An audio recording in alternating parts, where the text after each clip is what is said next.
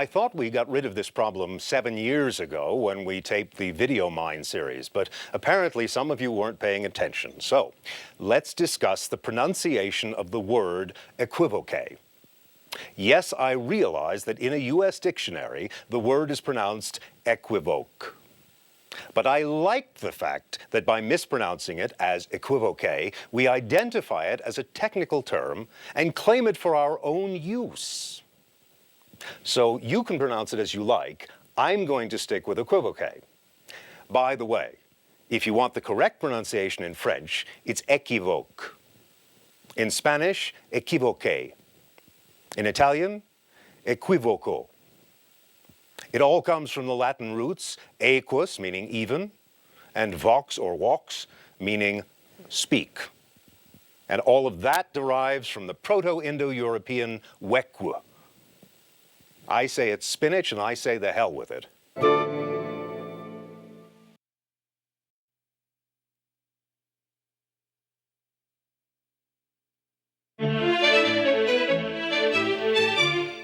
Well, now it's time to really get into detail, and we're going to talk our way through the show and discuss the methods and the thinking behind the routines, the histories, and a lot of information. In fact, so much information that I have invited some friends to help me with this project.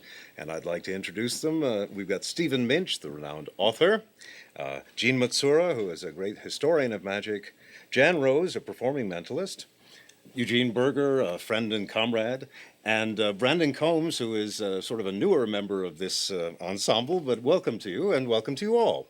We're going to talk through the show, and I've got so much to say that I've actually got some notes here to consult, and your job is to help out, hopefully by jumping in with questions or clarifications or comments that will help make this as clear as possible to the viewer. The one thing I would ask is that when you do come in with a comment or a question, try and find a clean entry. So that, in other words, if you ask like a really stupid question, we can get an edit that isn't obvious. So in other words, so let's talk, if I may, about the actual start of the show. I mean, I walked on and I got to meet the audience. I said a few things that hopefully were intriguing and kind of set at least the start of the relationship, gave them a reason to think that it might be worth sticking around to see what this guy was going to do.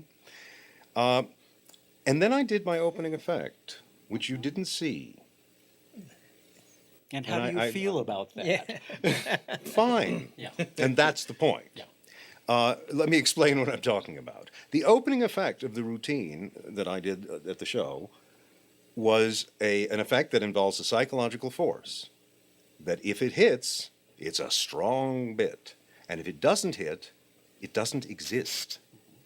Now, I'm certainly not the first to have come up with the idea of things that either hit or don't exist, but I think I may have actually been the first to do so in a very formal way. In other words, there are many situations where a routine may have an opening for an extra payoff if it happens to come about. Or a routine may start off as a possibility of a strong thing and then dissolve into a joke. You know, when someone holds up a card and says, name a card, and if it's the card name, they've got a miracle, and if it's not, they make a joke about it. Well, someday someone's going to name the right card. But what I did, and this is back in 1970, the mid-70s, but published in 77 in the Red Book of Mentalism, I took a very formal approach to this. I said, I'm willing to risk having an effect that turns into an interesting conversation, and the effect itself is completely gone. And what I'm talking about here has to do with, somewhere it's back here, thank you, John, the ball that I threw out to choose the spectator. Because I snapped my fingers and asked her to name a color. And she said pink. But if you recall, I had this build-up about if we were meeting in other circumstances, I'd ask you some other questions to get to know you, but here I want to know how your mind works. And then when she said pink, I talked about what that said about her, that it matched her skirt, and maybe that had to do with, making instant decisions, whatever. It would have been different had she said a different color. And to show you what it might have looked like, we actually did some earlier taping, and let's take a look at an example of that. Well, Danny, as you can see, I have my working materials with me, a pad of paper and a pen. That means I'm either a mentalist or a psychiatrist. We can determine the actual answer when it's time to settle up the bill. At any rate, let's start off this way. If we were meeting in a different circumstance under social conditions, maybe I would ask you, oh, what's your favorite kind of music? Or do you follow sports? Or do you have a particular author you like? In Right. other words, I'd want to get to know you in various ways. But in this situation, I just want to know how your mind works. And I'm going to ask you a simple choice, a simple question, and this will tell me a great deal, even though it's simple. Okay. All right, so I'll snap my fingers and you name the first color that comes to mind. Blue. All right. Now, I didn't tell you to name blue. No. You're wearing a blue shirt. Do you think that influenced you? No. Maybe not, because you're looking at me and I'm not wearing blue. So you'd agree that blue was a fair choice. Fair choice. Even though statistically, red is the most commonly named color. That's true. Right. So blue was completely out of my sphere of influence. Mm-hmm. In that case, you ought to turn over the pad and see what I wrote.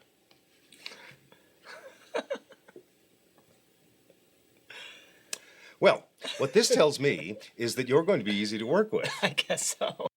In the context of this stage show, had the woman said the color blue, I would have had her uncrumple the paper ball, and there printed on the paper would have been the color blue, and that's a strong moment.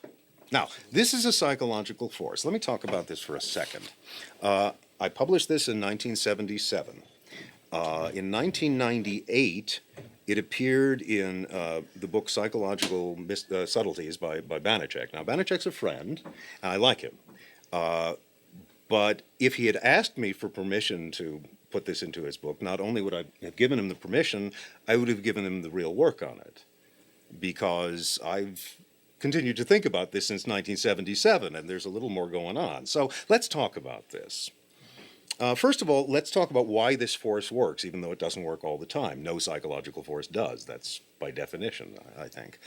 The phrasing is, and the timing is, I say to the person, with this build-up, first of all, of setting this premise, that I'm going to ask them this question to learn about how their mind works, I'm going to say, when I snap my fingers and what's your name, the first color that comes to mind. Now, there's a pause there. And what I am hoping is going to happen, and what does frequently happen, depending on you and the group you work for, you may find it happens more frequently or less frequently. Maybe for you, you get a different response. These types of psychological forces can be affected by who you are and what you look like and the type of people you work with and so forth. But at least for me and for many people who've tried this, what happens is because there is that pause, because I explain you're going to name the first color, and then actually give you a moment, somewhere in the back of your brain, I think what happens with most people is they start to go for red, which is the most commonly named color, and then, maybe not even quite knowing it, they switch to blue as being a little less obvious. Whereas if I said, name a color, you'd be more likely to say red, but you also might be more likely to go with a color that you like for other reasons. So this pause and snap pushes the success rate higher. Doesn't push it to 100%. But I'm perfectly willing to live with that. You may not be, but I am perfectly willing to say, okay, we'll jettison the entire effect, because I'm able to talk to the person and make some observation about what color they did name.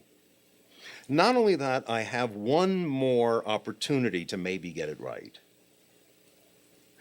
which is when the person says a color, if it isn't blue, I ask one other question. I say, now, is that really the first color, or did you change your mind? Now, one of three things is going to happen. They're going to say, nope, that was the color. In which case, fine. I know I can respond by saying you're a person of strong convictions. You stick with what, fine. They can they can say, yeah, I did change my mind, which is kind of an effect. How did he know that? But they can change their mind to a different color. That's what happened with you, Gene. I did it with you earlier, and you named yellow, and then you said, well, actually, my first color was green. But I think it spooked you a little bit that I actually had said to you, but you changed your mind. So even that's a kind of a good effect. And I could say then something about so you're a little bit shifty here. You don't always stick with your first impression, and now I have to adjust for you. So it seems like there's a process going on here of interest. And of course, the other possibility on that question is, yeah, I did change my mind. Well, the original color, I thought it was blue. And when I get that, of course, now I'm home again with the effect. So I can up my success ratio, depending on all things considered. I would say maybe 70%, and I'll take that. Well, yeah, I mean, people only know what they see, don't they? Right. But I'll tell you, when I miss a psychological force, I'm a little sad. Well, maybe I have more chances to redeem myself.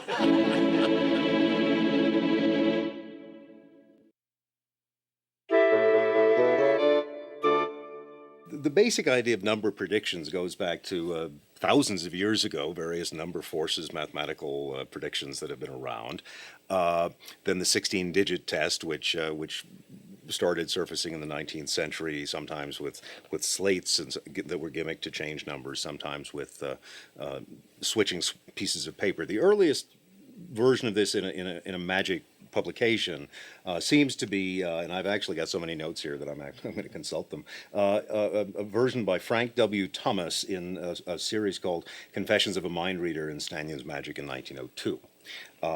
That and most versions after that involve somehow switching the numbers, and that has continued to the present day through Al Baker and Dunninger, and then later through Braut's Adeno and the various gimmick pads that are around. And in fact, there's some work on it on the VideoMind tapes. What I find to be fascinating is that this routine, which has its roots almost 100 years ago, seems to have been lost. Because in 1907, Henry Harden, wonderful and forgotten American inventor, the guy who invented, among other things, the princess card trick, came out with something called the Divination of the Nile. And in his catalog of 1907, he described it as the most perfect thing conceivable in high-class phenomenal mental effects. Pretty major claim, and I think he was right, which is even better, because it uses nothing but what you see. In the original version, the whole idea was to try and get the sum test, the addition test, done without switching papers. You gave out a prediction, and what happened was Hardin's instructions were that you gave a piece of paper to a member of the audience, and you had them write a single digit, and then another added underneath that, and added underneath that, and it kept going around. And you watched the numbers and totaled them as you went along. And so when you reached a total that was 9 or less beneath your prediction, so if your prediction was 50, once you reached 41, you took the paper back. Once you reached above 41, in other words, but not so much that it could go over. You with me? Yeah.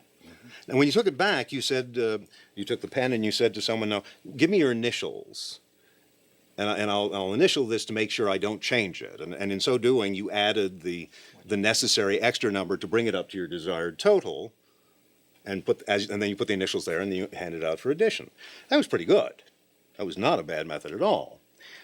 We move on now to 1932, and Anneman publishes a book called 101 Methods of Forcing. You think it was 202. That's the one that came out a year later.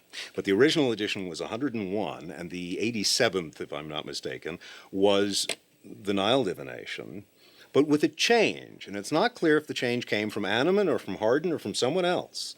It's described very briefly, but the change is you hold the piece of paper and have people, as you walk around the front row or whatever, have people call the numbers to you. And you leave a space after the third number.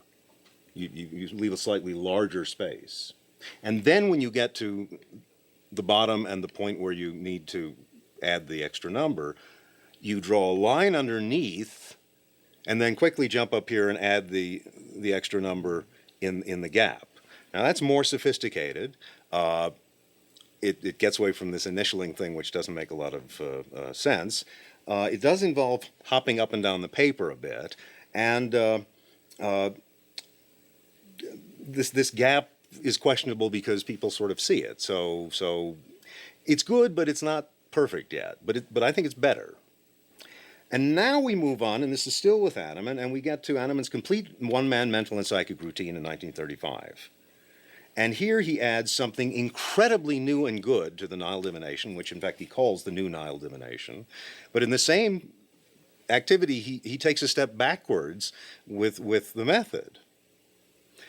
The good part is he adds this incredibly clever sequence where a spectator thinks of a number, goes off in a corner and writes it on a slate in Animan's original version, on a piece of cardboard in mine, but that's the total, which seems pretty amazing. But for the method, he went back to having people pass the paper along a row, and then he added the extra number with a nail writer. Well, as far as I'm concerned, even though I think the nail writer is a very useful tool, now you've suddenly added, you have to have that gimmick with you. You have to use it well. You've got some angle problems now that may be an issue. And you've lost what I think was such a nice direct simplicity with this. So what I did was to go back, years ago, I went back to the first Animan version of taking dictation from the audience, but I altered the situation of the space. Now, others, I think, may have done the same alteration, and I won't even swear that I didn't read it somewhere else. It's been so long, I don't know if this is my idea or not. And Stephen, if you remember a reference, jump in. I think this is my idea. But the idea is this. In a moment, we'll get to the big piece of paper and what's going on with that spectator. But here, I know what I want to force. So I go to the people and I ask them. Now, this is off mic. Here I had a microphone on, but in a show like this, I would leave the microphone. And I would talk loud enough that the audience could hear what I was saying, but not so loud that they get it strongly. And so they're hearing the numbers, and the people around are verifying that I'm writing the numbers that people are saying, so it all seems very fair. And when I get to about one place before I'm 9 away, so when I'm just over 9, so I know there's going to be, I'm probably going to finish it with one more number, that's when I put the space. So that the person who then gives me the number that I'm going to then add to get to my total, I write that a little low.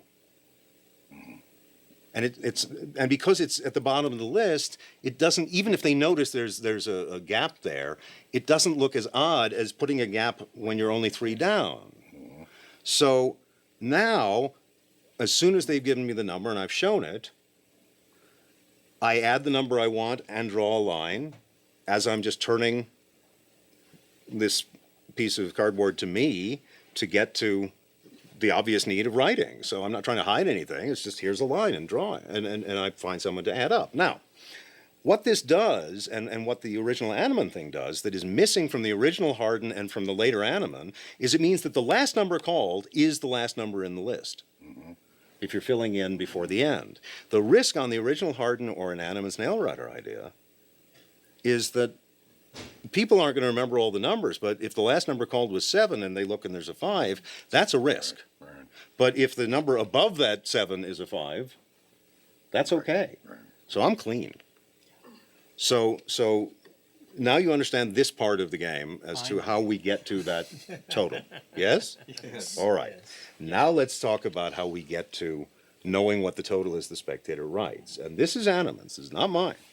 But it's a beautiful example of his thinking and of a type of thinking that is not used very much.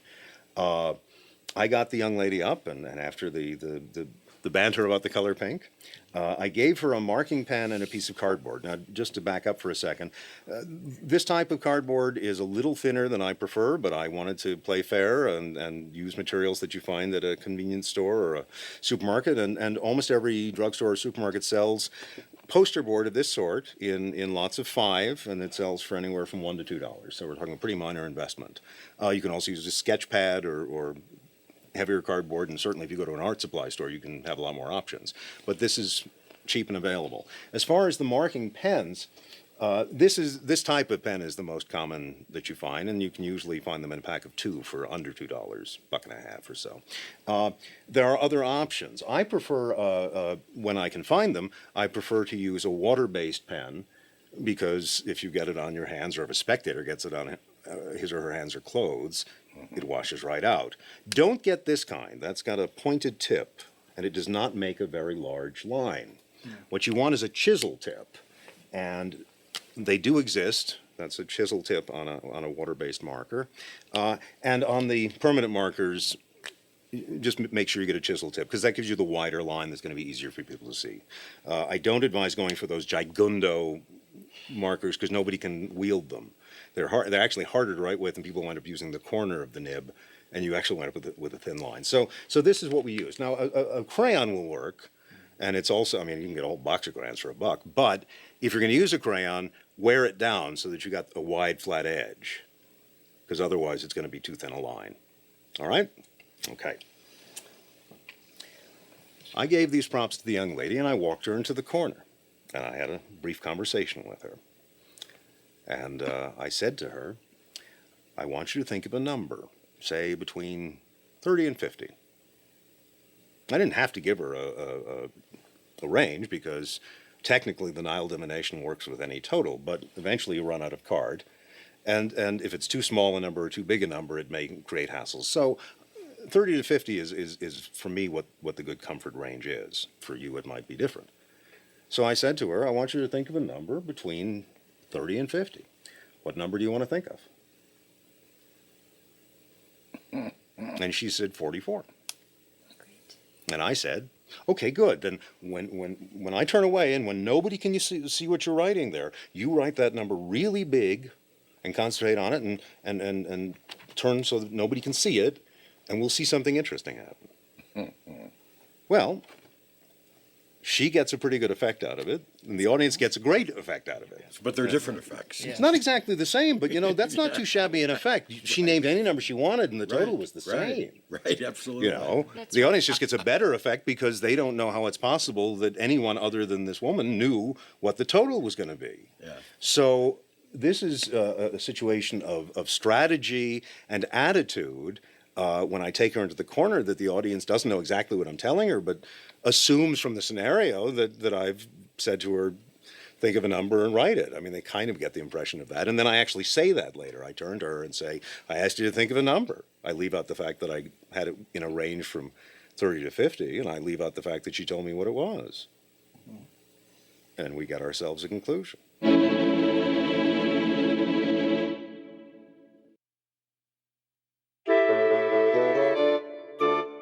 Clocks are something I think inherently interesting, and I don't think we tend to think of them as purely numbers, but rather as sort of capturing something ethereal, time.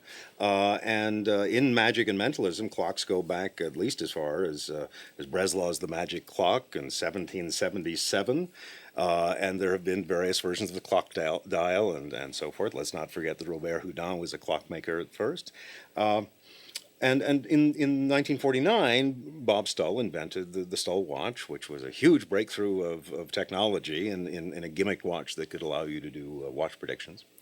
And in the 70s, there was a flurry of watch tricks with people like Trevor Lewis and Dan Tong and Bev Bergeron, Art Emerson, and even then past that into the 80s with Rich Block and Steve Shaw and more recently Christian Fida and the Bizarre de Magia guys in Argentina. So the clocks, I think, continue, clocks and watches, to interest us.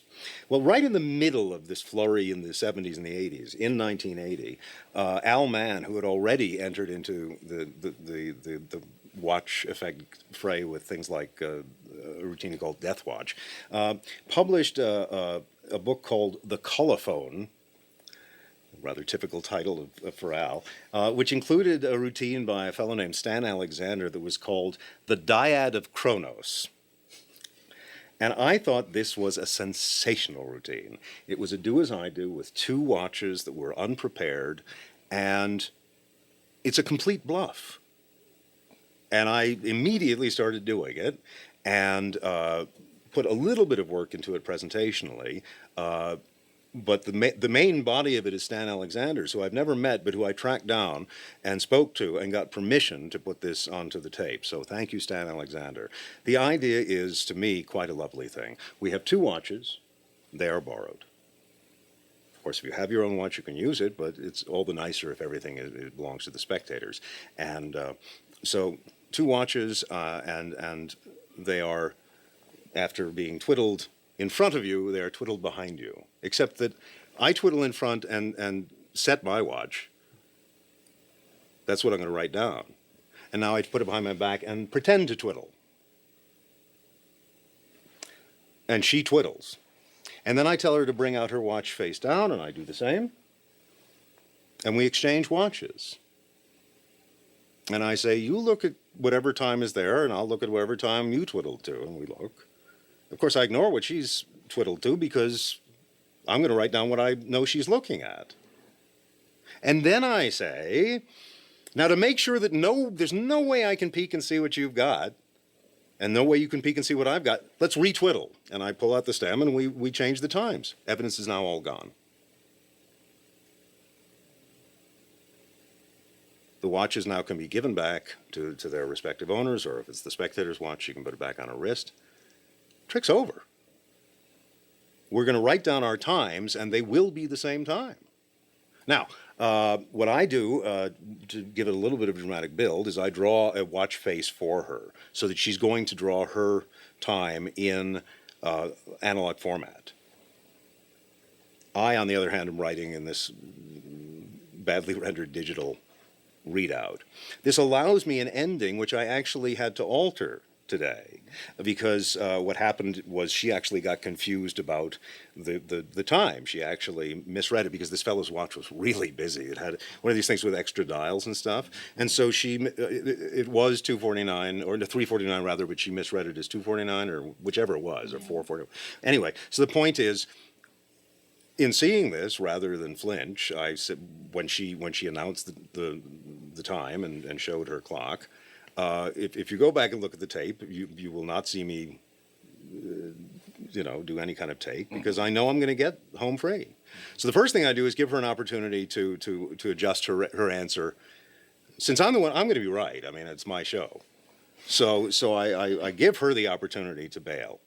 I say, now, people sometimes get confused because, with whether the minute hand is above or below. So do you think that's actually 10 of 3 or 10 of 4? And I gave her the chance to fix it. And she chose not to. Fine.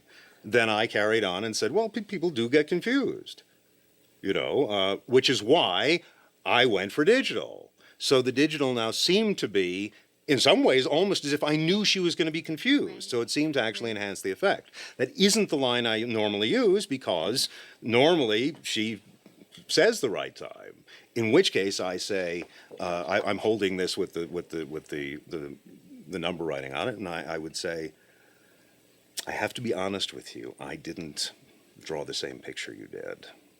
And now the audience thinks I'm about to announce failure.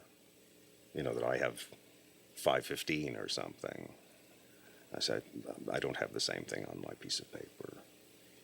I went digital. And so it's a surprise moment that there's the expectation that I'm about to apologize for failure, and instead it turns out it was exactly right. And the reason I go digital and she goes analog, there's one extra reason, which is usually they're right on the hour. I mean, in this case, she really didn't know, but usually the hour is correct in her drawing. But the minute hand can be a little bit off because it's hard to be exact when you're not at exactly 5 of. And so if her drawing is a little off, I will massage the interpretation to be what I wrote. So if she said it was 10 of, and I had 3:49. Before I turned this around, we would have gotten to defining this as 10:49, as 3:49, just by during the course of talking, saying, so that's not. Was it exactly on 10 of? And she would have said no, because it wasn't. And I would have said so a little before or after maybe, and eventually I would have gotten her to say it was just a little more, and we would have gotten it. So I'll massage that. Usually I don't have to massage the hour, but as far as massaging the minutes, that's my job. When you got to the end and you had to massage this thing, rather than doing a display of both cards side by side for comparison, you put your prediction in front as the focus. Absolutely. So because she had drawn, even more. yes, and it's a good thing to bring out because I wouldn't have remembered to say that. But yes, because her drawing was literally off, that her hour hand was a little off, I put mine in front of hers. Had I gone to the ending as per normal, where her drawing was accurate to match the digital, I would have let her continue holding her drawing, and then I would have been side by side. but very good And the to applause notice was that. very strong. It was on really that, good. very You know, strong. Max, I think when I saw it, Yeah. I thought you were correct. And I think the rest of the audience thought you were correct. I did too. Because Correct on what? I'm gonna, On the time. I On don't the know if you were, time. you On the Yeah, time. did this yeah. by design or not. Yeah. Yeah. But at that time, you first focused on the minutes. Was Yeah. it 49, Yeah, 50, yeah. 51? So people are thinking in terms of Yeah. the minute Yeah. hand. Is it pointed 49, Mm-hmm. 50, or 51? Then you talked about the hour Yeah. and whether it's above 3 or below 3. Right. So now we got the minutes, 49, 50, Yeah, yeah. and we got the hour, we're thinking 3 because that's where it's pointing. Yeah, yeah. So when you said 3:49, it didn't No, but compute but I'm watching her. that it was 2:49. And it was clear to me that she thought she was thinking it was 2:49. Yeah.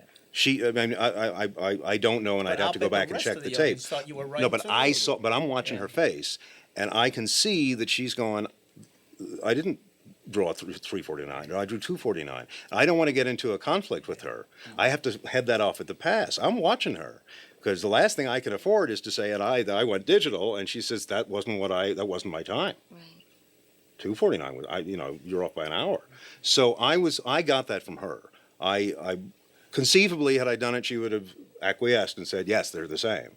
But I didn't want to take that risk. I'm bantering with her and I'm bantering with the audience, but I'm watching her carefully and I'm looking for tells that indicate that there may be anything that needs to be cleaned up before I get to. I don't want to muddy that ending. By the time I turn my card around and it says 3:49, I want everybody in the room to be sure that you wrote 3:49, not just a lot of people. And so I'll take the extra time to adjust. This doesn't happen most of the time. Most of the time the watch face is more clear. But again, this show, we worked with what we got. And the fellow's watch was a very nice watch, but hard to read. It was very complicated. That's very interesting. The other thing that I'll point out, and then I think we'll move on this because it's pretty much self-explanatory by this, is that if you go back and listen to the verbiage when I'm doing the recap, I actually cheat the wording a little bit. And I refer to the time you set, and I make it sound more like she set the time and looked at her own time, and I set the time and looked at my own time, as opposed to the trading watches. And Right. it's not a grotesque alteration of the truth, but it nudges the truth so that later on people don't remember the precise procedure, and they have more of a sense of, yeah, she twiddled the watch, looked at the time, and he twiddled his and looked at the time, and they were the same.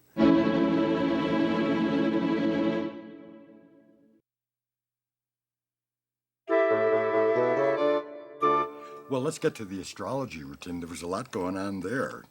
Well, the background on that, I think, is kind of interesting. In the late 70s, around 77 or so, I came upon some interesting information about an idea that Dunninger had used. And I don't know where I learned about this, but I don't remember. But it was a wonderful example of how bold and just how much moxie Dunninger had. The idea was that he would do a routine where he got a specter up on stage. And at the end of the routine, he would send the person back to their seat, and then he would say, wait a moment, just have I got this correct? Your name is Stephen Minch? And the person would say yes, and people would go, oh my God, he's a gifted telepath. And what was going on was that when the guy came on stage, he would say, what is your name?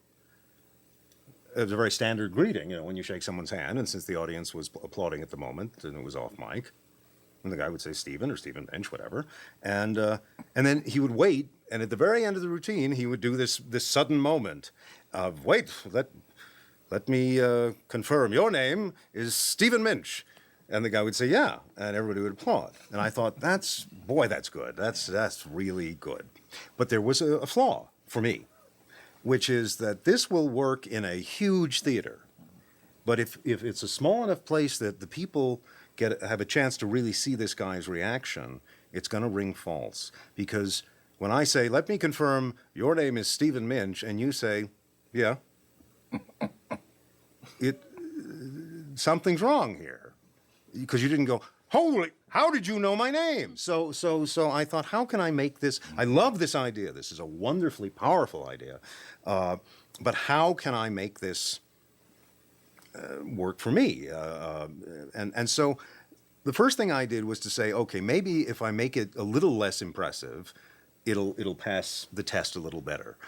So instead of getting the person's name, which is really pretty out there, I mean, one of millions of names, if I just got their star sign, their astrological sign, that's 1 out of 12. It's less impressive, but maybe it's easier to for the audience to buy. So I tried that. So when someone came on stage, I said, "What's your sign?" As I was shaking their hand, and you know, since you sort of greet someone as you're meeting them, it was fine. So I said, "What's your sign?" and "What's your name?" And by the time I said, "What's your name?" they'd already told me their sign, and the applause was dying down, and I was apparently just finishing asking their name, and they were telling me. So as far as the audience had a sense, I was just making polite comment. Nice to meet you. What's your name? That was the audience's sense of the interaction. So now I know this sign. Now the question is, who did I get that information from? And the answer is, I got it from the woman who came up for the test with the watches.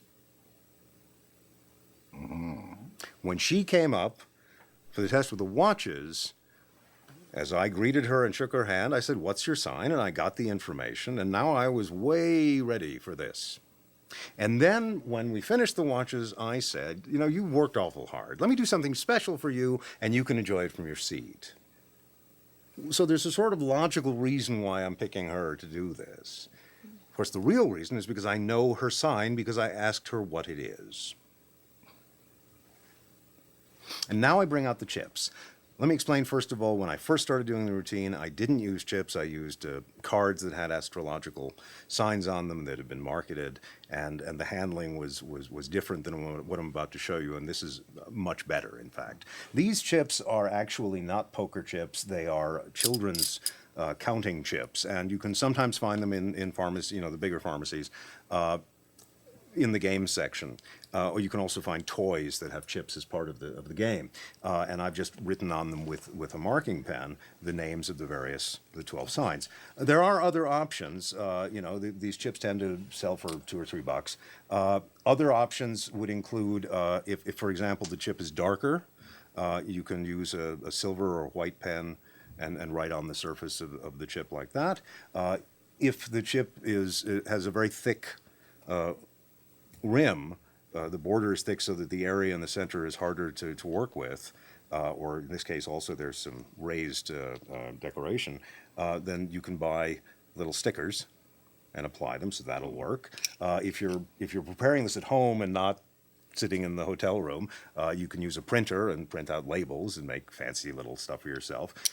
They also sell in a lot of stationery stores, and in fact I've seen them in drugstores, these little metal rim tags, and all you do is take off that, and now you've got yourself a disc that's very easy to write on because it's paper, but it's got a metal rim, so it's got some strength.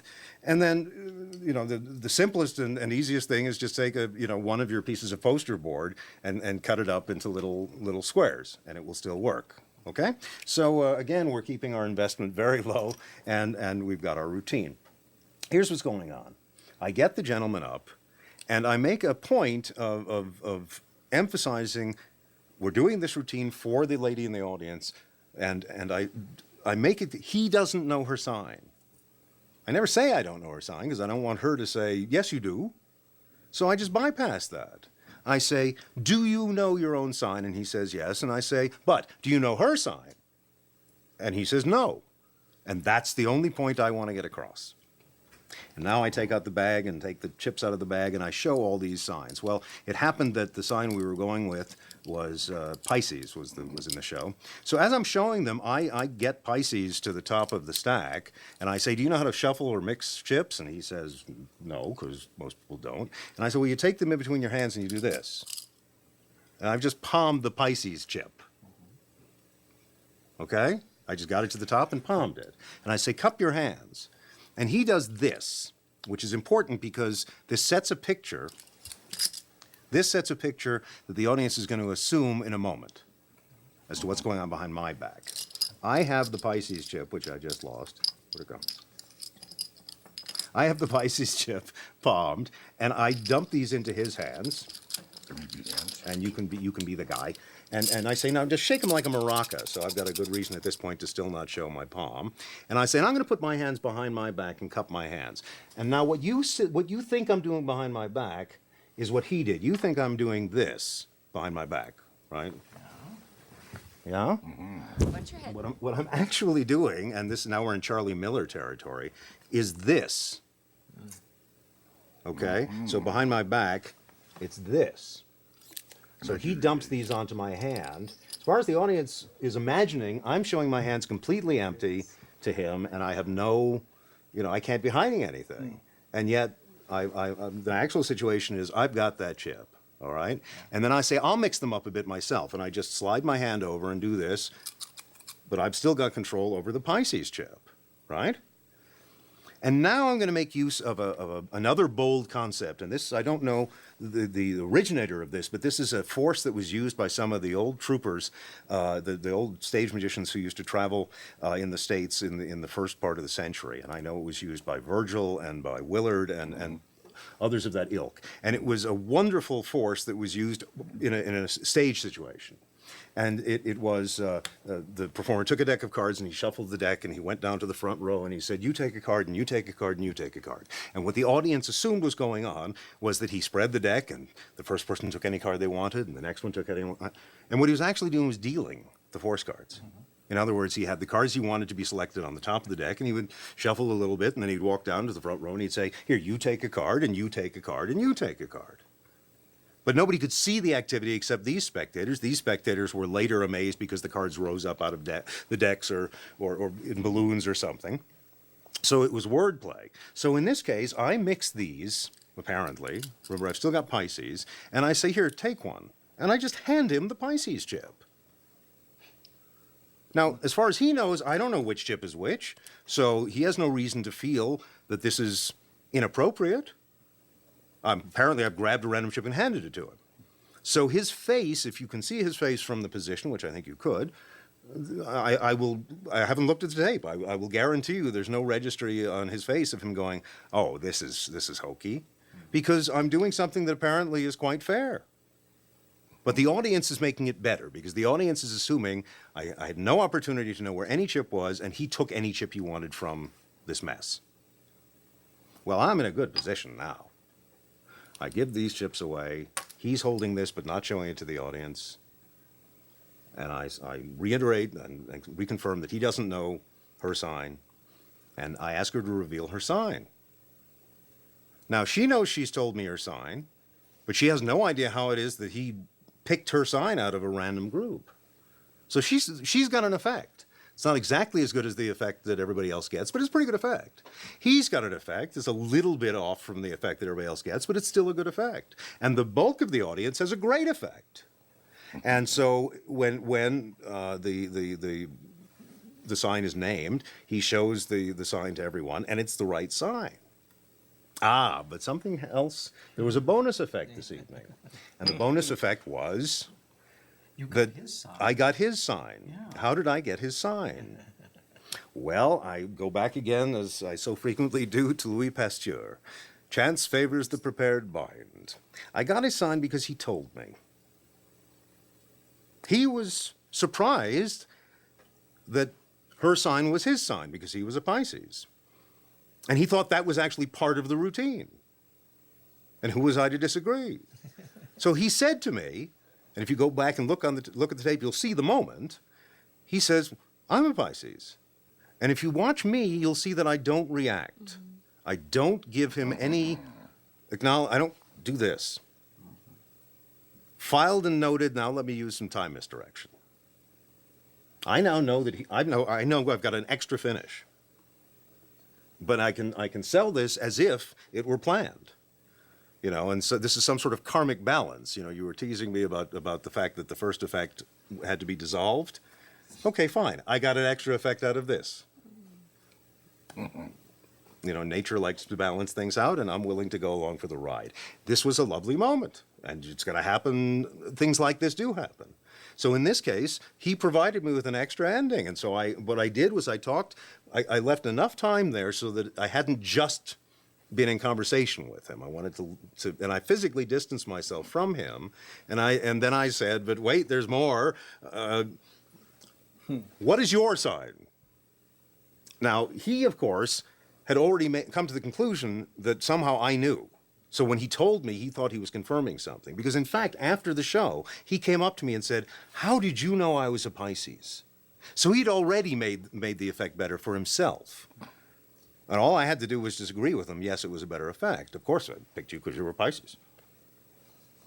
So this is a situation where I wasn't correcting a problem, but rather taking advantage of an opportunity. And it's the same mindset that is going to take a troublesome situation where things don't go exactly according to plan, and where the spectator makes an error or an activity that means you have to adjust or massage. That same awareness enables taking advantage of opportunity when it comes up.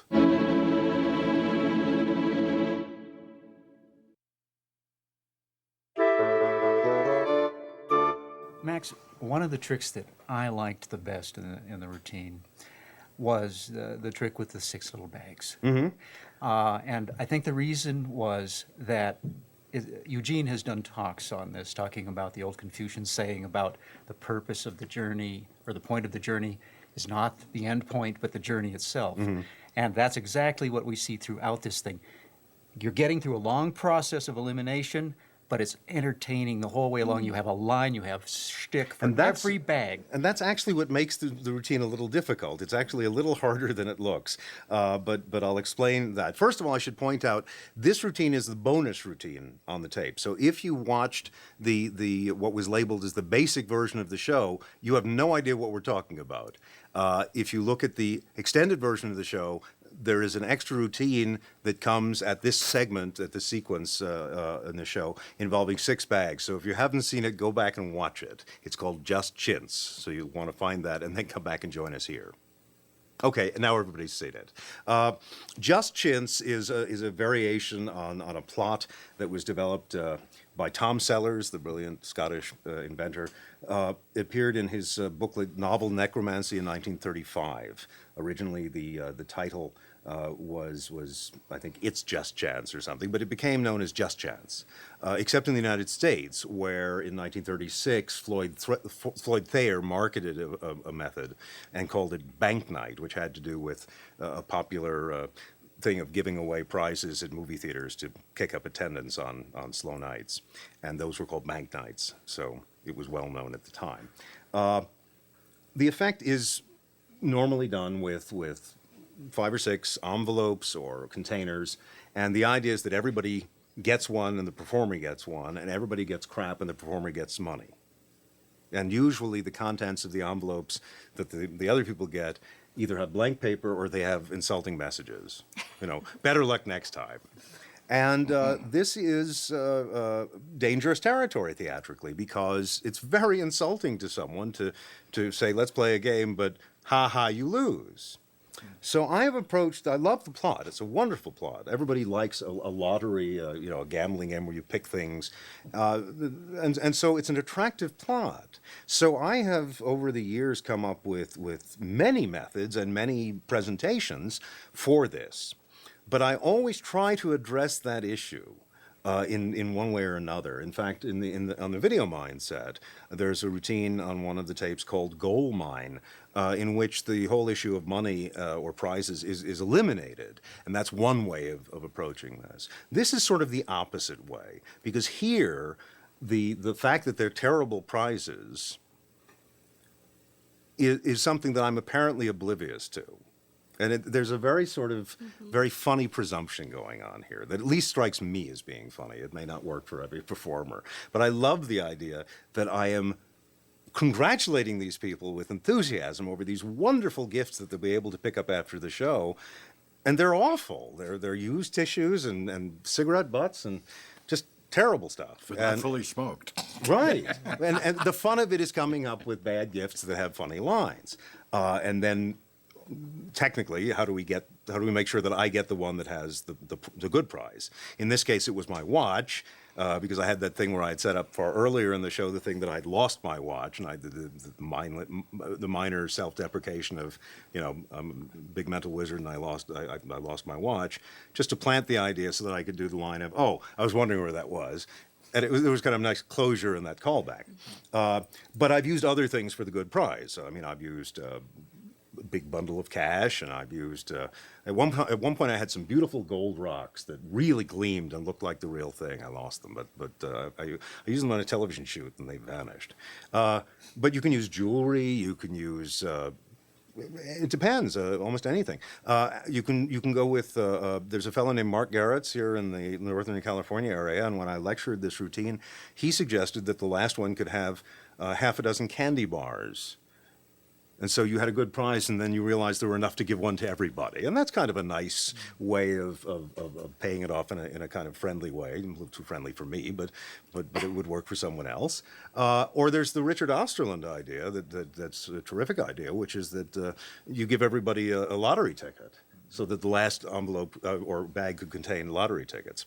The props, just to get through those But quickly. there was something really satisfying when the watch came out. It was like Oh a yeah, beautiful moment. I like the there. idea that I get something Yeah. fabulous and the pretend that response, everybody yeah. else got something fabulous. I like that. Well, I think but it's good in a I couple think of this levels. varies for different Couple performers. levels, yeah. You know, I mean, let's realize that I'm a cad.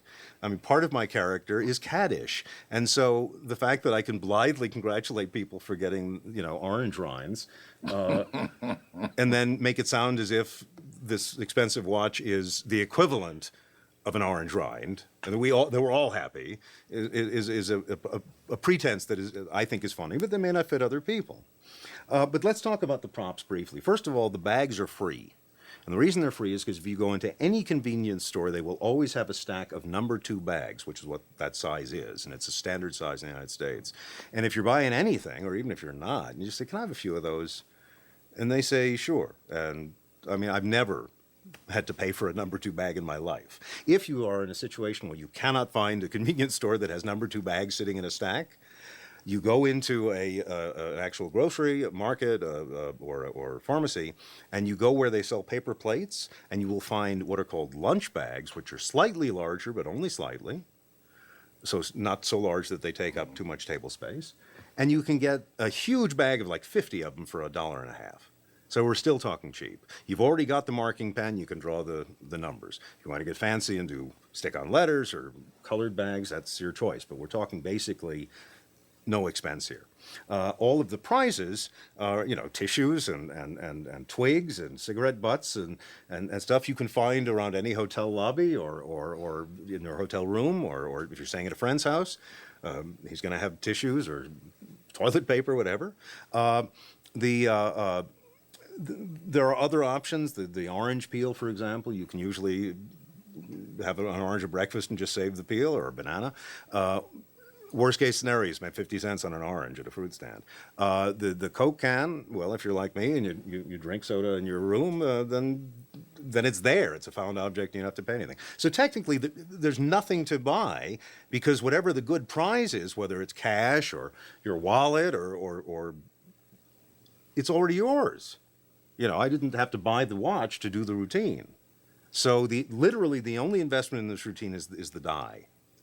And the reason I put this on this tape as a bonus is because it fails the test of something you can buy in a convenience store and set up in your hotel room or something. Now, having said that, I'm about to teach you a method that you can do in your hotel room. But I will explain why I did this version on this particular show. So let's talk about this version first, and then we'll move on. This die is gimmicked. And it is gimmicked in a way that goes back at least as far as the 13th century. It's gimmicked because one of the sides is duplicated, and therefore one of the number values doesn't exist. There's a 5 opposite a 5. All of the other numbers are there. But it happens, the layout of dice is that all opposite sides add to 7. So the 5 on any standard die is opposite a 2. And so if you fill in 3 more points, you can convert that 2 into a 5, and you've got yourself a forcing die. It's not a forcing die that forces a number. It's a number that it forces you not to get the number 2. You can't roll a 2 with this die. But because the 5s, the duplicated numbers, are on opposite sides, it's physically impossible to see them at the same time. At any time you're seeing one of the 5 surfaces, that means physically the other 5 is out of view. So no matter where anybody is viewing from their vantage point, they can never see the same number repeated. So it is a completely safe prop as far as any directional concern. Looking down from can't be done. Physically impossible. It's the nature of viewing a cube. Now, I made this die, Really? but that's because I was able to find a die that had flat spots instead of inlays, so it was quite easy to make. I actually made 3 of these, and one of them was professionally made. And if you look at them carefully enough, you'll realize this is the professional one because the dots are inlaid, and we've got a shape of die that's actually a little harder to work with. And actually, this one is set to force to eliminate the number 4.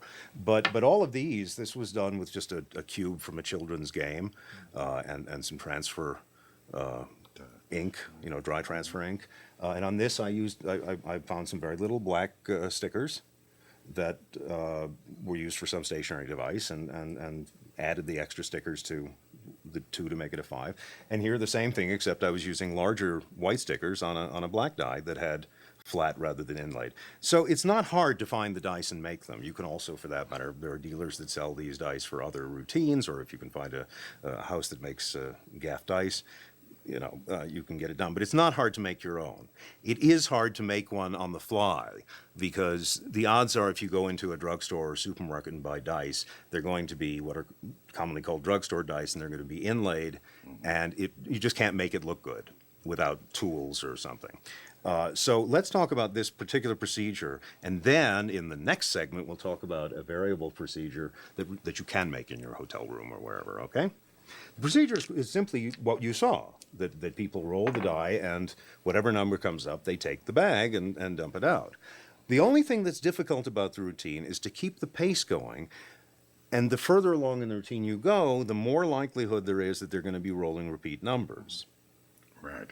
And you cannot let the thing die by saying, well, just roll it again. No, roll it again. You never know. One of the good things about the routine is you're not touching the die, which makes it very powerful. The downside is only a downside if you allow it to be, and that is that it can drag. If you get an unlucky run and someone rolls several times and keeps getting numbers that have been used. The law of averages is pretty fair here, so you rarely get a very long run. You usually only get 3 or 4 in a row before you do get to a finish. But I have had longer than that, and I simply play with it. If someone keeps rolling unusable numbers, I can start making comments about their luck at gambling in casinos, I can ask them if they play craps. And if with this kind of behavior, how much do they lose? So I can turn this into something of interest, depending on the person. I don't have a preset. I have preset lines with the prizes, about I look at the twigs as a starter kit for a new house, or that the rind of the orange is where the vitamins are plus roughage. So these are lines I've written, and there are other. You're not limited to the bad prizes I suggested. You can come up with others, but those lines are written. But the banter with the people is not. I'm ad-libbing and bantering based on, first of all, who the person is, because if I'm getting up with someone who's older or who's got an accent or who's male rather than female or tall or short, there may be some adjustment based on that, just on what it feels like my relationship is to them. But also it's how many times they roll.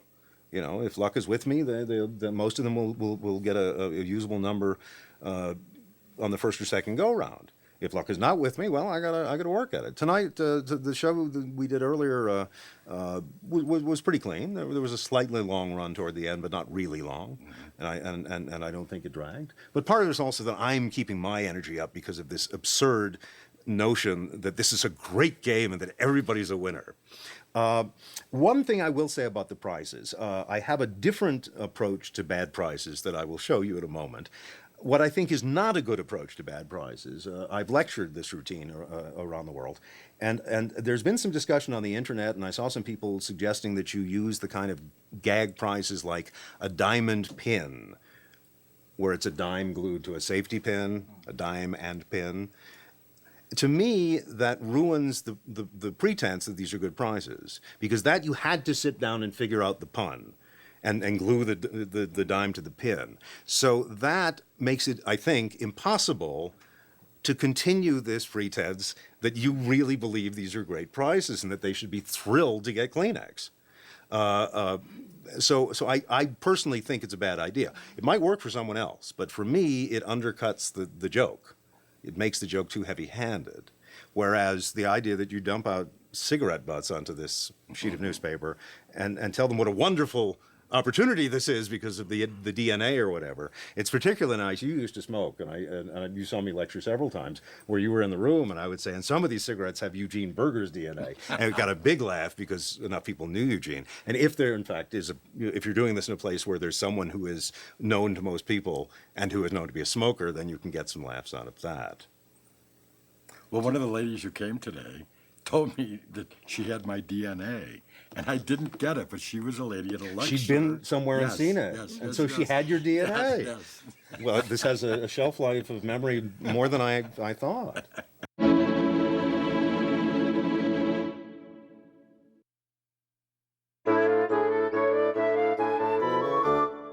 Well, I have great news because I'm going to play a game with all of you, and everybody gets a prize. Uh-oh. All right? And I put the prizes into envelopes. They're not all exactly the same size, but they all fit into an envelope. Here, would you mix them up for me, Brandon? Just give them a good shuffle as well as one can shuffle envelopes of this sort. You might want to try and guess what's inside, but I don't think you'll know. It's hard to, it's opaque and it's hard to make out the features exactly. So that one's a little soft. That one's kind of flat. This one bulkier. This one kind of a boxish shape. You know, so between all of them, they've got characteristics you might be able to recognize, but not enough to know for sure what's in any one. Right? True. Okay. So what I'll do is this. I will number these for easy reference, and then I will turn them so that the camera gets to see what's what. And so there we go. We've got all of the possibilities, right? And now, because I don't have any dice with me, we're going to create some sort of ersatz dice using some of my business cards, all right? So valuable souvenirs after the show. So let's do this. I'll write the numbers 1 through 6 on the business cards. So that's number 1, and that's number 2, right? Mm-hmm. And then what we'll do is we'll paperclip these together. All right, and set that there. Okay, simple enough. We'll do a 3 and a 4. Jan, hand me a paperclip if you would. Mm-hmm. And we'll get those back to back. And thank you. Thank you, nurse. And we'll do a 5 and a 6. Okay. So guard that with your life. Actually, we're done with it, so you can just put it in your pocket. I appreciate that. And I will clip these together, all right? That works. Yep. Okay. And now I will give these kind of simulation dice to you, Stephen. Okay. And I'll ask you to take them behind your back and mix them. But as you mix them, you can turn them over so that you don't know which 3 surfaces are facing up. Fair enough? Okay. When I say now, bring out the 3 and set them onto the table in whatever condition they are. So we'll have 3 numbers showing. Now, deal them onto the table. All right. 2, 6, and 3. I'm going to let you choose which do you want, 2, 6, or 3?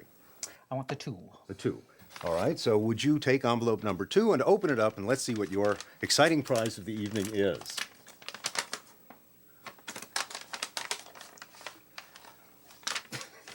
Oh, it's a shower cap. Oh, good for you. Yeah, and it's a good thing you didn't get that prize, and you wouldn't have had any use for it. You've still got some time where this is viable. 4 So weeks, yeah. so congratulations and enjoy it. All right, Gene, Stephen picked 2. We've got a 6 and we've got a 3. 3. You want 3? Pick up envelope 3 and let's see what your prize is. What is this? Oh, skin lotion, skin skin cream. lotion. Good for you. This is nice stuff. Yeah, this is the expensive kind. Oh, and it's sealed for your protection. Okay, Jan, you can either go with 6, which is the third number that's even dealt, or Right. you can pick up all 3 and mix them around again. It's up to you. I'll take 6. You're gonna. Well, then let's see what number 6 is. Go for it. Wonder what it's gonna be then. When this is... Oh, what very useful. You hang it on the door and it says "Do not disturb." Good one. Very practical. Good. Enjoy that. Wear it in good health. All right. Here, let's go to Eugene. Put them behind your back and mix them again. And I can turn 'em. Yeah, you can turn them around, and when you're satisfied, you put them on the table. And all right. Let's see. Well, 1 wasn't used before, so go for 1.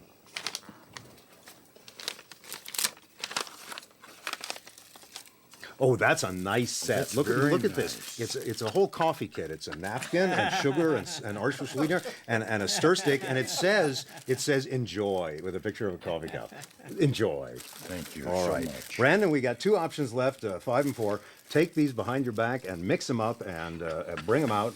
Again, obviously turning them over as you do so that we wind up hopefully with one or the other of these numbers. If they're both there, you get to choose verbally. If what do we got? You got nothing. Do it again. All right. The idea is to turn them over until you get at least one of these numbers showing. All right. Okay. Okay. And how does it feel now? 1, 6. Oh no, we got 4. That one got works. 4. Okay, good. That's kind of got some heft to it. So that might actually be a particular option for you. French milled. It's so. Oh, it's French milled French soap. milled soap. That's your, That's nice. That's French milled. All right. Yeah. Yeah. Fresh yeah. and clean as a whistle. So my obvious choice is in this envelope, and oh look, I got a nightstand set. I got a ballpoint pen and a notepad. Oh, gee, but the notepad only has 1 sheet of paper on it, so I'll make do with it. So that's an alternative version of Just Chintz. Obviously, the presentation's a little different because, first of all, because I wrote the numbers in front of you, which was simply a question since I knew what the things felt like after Brandon had mixed them. I just found the one with the ballpoint pen in it and made sure that got numbered 5, which was my anti-force number. And then the other thing was, for the bad prizes, that it became obvious that they were all just things found for free in a hotel room, which That's fun. I find funny. I think it's funny, and I also think the idea that this is a pad of paper from the hotel, so it doesn't seem to actually be a better prize until you realize that the paper is a $100 bill. To me, that's comedy. To you, it's whatever it may be. No, don't put that down. You keep that. These are really yours. So let's talk about this diceless method, and I'll also talk about why I didn't use it in the show today. I didn't not use it because it was a bad method. I didn't use it because I felt there was a conflict because it involved writing numbers on pieces of paper, and we'd done writing numbers on pieces of paper. Now, as I said earlier, I think there is a fair amount of number stuff going on in that show I did. But it doesn't feel like it's heavy with numbers to, I think, the average viewer. I think the average viewer is taking away other issues of astrological signs and pictures and what have you. But the actual physical action of writing the number here is too similar to what's gone on before. So I wouldn't use this in the same show where I've done, let's say, the Nile routine. I would absolutely use this in a stand-up show without any qualms, if it weren't juxtaposed. So that's the reason I put it on the tape as a bonus. I did the routine that you can't do fitting the parameters of this with the special die as a bonus routine. This is one that fits the parameters, but doesn't fit the show. But that doesn't stop it from being a good routine. The solution here, let me talk about the background of that for just a second, and I will consult my notes. This idea, the original Just Chintz was published in 1997 in Ted Leslie's magazine Mind and Magic. And I used it a lot. I've used it on television, I've used it in performance, and I've lectured it. this is a recent idea, and it came about. This actually came about because of this project, because I was considering material, and I'd set these really strict, rigid parameters that you had to be able to buy it for cheap in a pharmacy or supermarket, and the dice thing didn't fit. And I said, but it's such a good routine, and other than the die, it's free. In fact, I always have that die in my luggage, so that I always have it no matter where I'm going, even if I have no shows planned. I can do a stage pieces of almost 10 minutes that's funny and stuff, and that isn't going to cost me anything except a little scrounging around. So I said, okay, how can I work with this when I don't have a die that I can prepare? And I started thinking about some things that had been done in the past. And one of the things that occurred to me was an idea that John Cornelius had involving coins. And I don't want to go any further than that because it's part of a marketed trick that John is still selling. And I don't want to be unfair to John, who's still selling it, except to say that it was a very good idea. And that, in turn, reminded me of some ideas that were related to that, particularly a Marcello Truzzi idea, a brilliant idea called Heads Up that appeared in Magic magazine, with the K, the one that Bascom Jones did back in 1977, which in turn had precursors with cards by people like Di Vernon and Francis Carlyle, and it actually goes back to Hofzinser. So here's how it's applied here. I'm actually using 3 paper clips, which of course you can always find paper clips somewhere. I mean, they're always around. You go to the front desk of a hotel or raid your friend's desk drawer. And I'm actually using 7 business cards, which is how I'm going to get to the point that you won't be able to pick 5. Because I have pre-written a 6. And then all of these are blank when we start. And I never count them out. I just fan them out and sort of show the cards and then show the back blank sides. And now I take the pen and I draw the number 1. I draw the number 2. And I put them back to back, and it's very clear that I've done that. It's nice and fair. And I paperclip them together. All right? And I'm being very clean. Now I repeat. I draw 3, and I draw 4, and I put them back to back. And again, the same thing. But this time I asked Jan to hand me a paperclip. That wasn't accidental. I wanted to lead into the idea of something going on over here that would give me an option in a moment over here.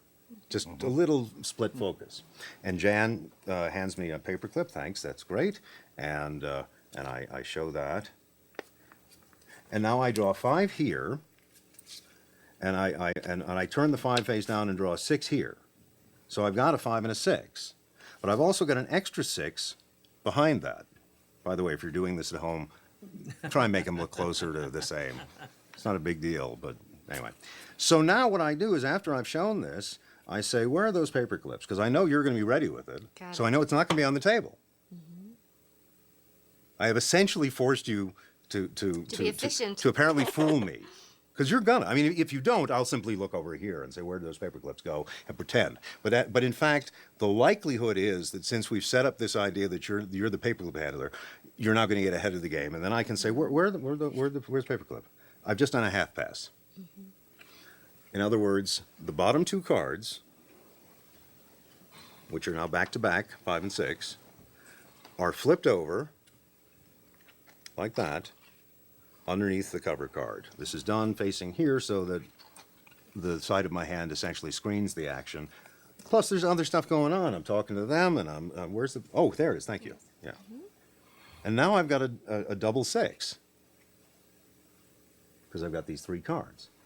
But it doesn't feel particularly thick. I mean, the difference between 2 business cards and 3 is not a great deal. So now I play around and let you make choices, and you mix them up, and I've got the same situation as the die. Right? I've got an ersatz die that has no 5. And by kind of taking his, I mean, part of it has to do with when it's just like with the real die that sometimes you may have to get someone to mix them a few extra times to get to your finish, but eventually they will get there. And when they do, I was way ahead of the game, Brandon, because while you were busy picking up your thing, I was down here and just pulled this out with my thumb. Now, if I were wearing a jacket, I'd thumb it into my pocket. Here, I just threw it on the floor. But I'm done. I'm clean now. because I got a 5 backed with a 6, a 2 backed with a 1, and a 3 backed with a 4. So not only are all the prizes distributed, but I can, and of course keep my business cards as souvenirs and hire me for shows. So you hang clean. I did notice one small point that I liked at the end. There were some extraneous props left on the table Yeah.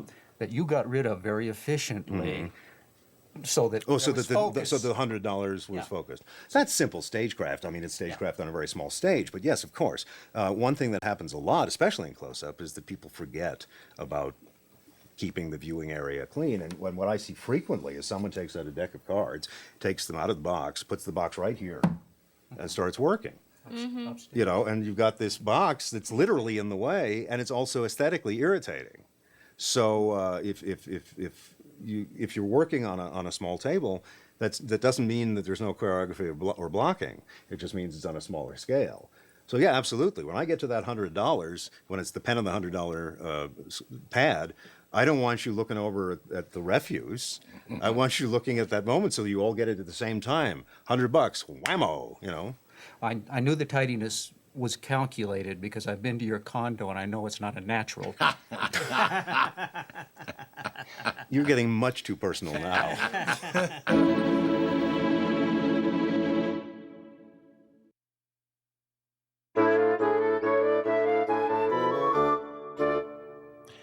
One of the routines I love is the psychometry routine.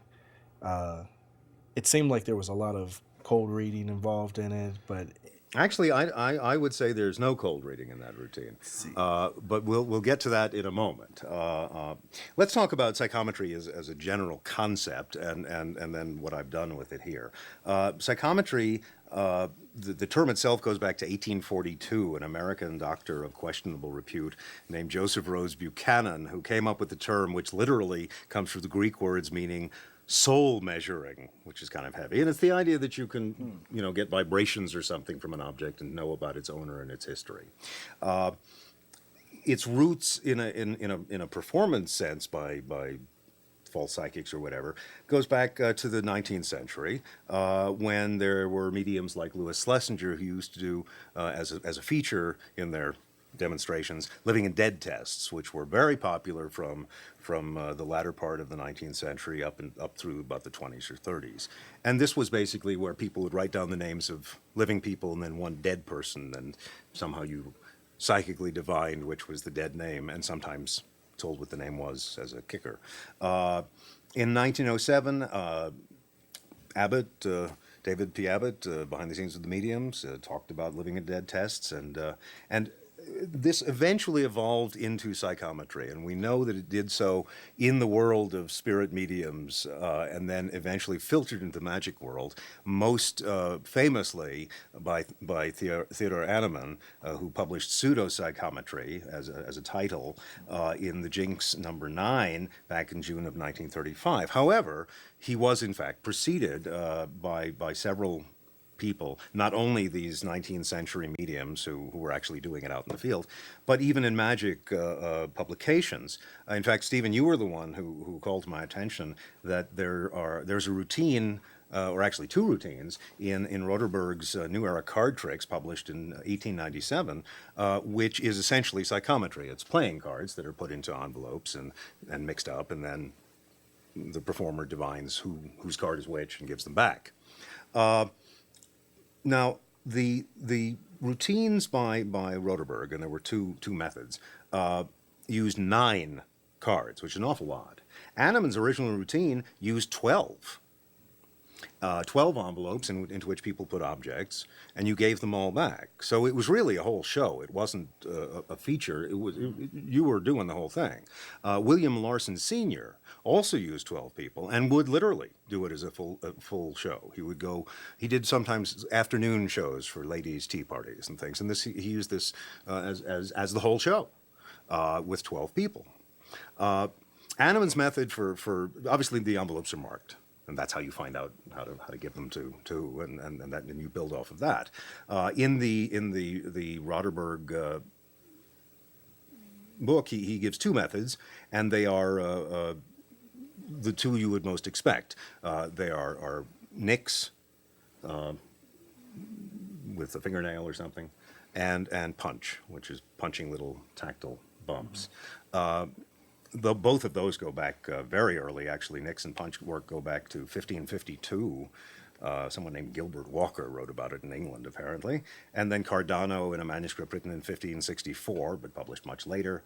And then Galasso in 1593 in Italy, and so forth. So this idea was traveling around the gambling world as far as marking cards with these tactile methods for many years. Anneman's method was both clever and I think a little cumbersome. He wrote the number on the inside of the envelope, positioned such that when the spectator, he was using letter envelopes, and when the spectator put the item inside the envelope, they would not look down into the envelope and see the number because of its positioning in terms of the actions of opening an envelope.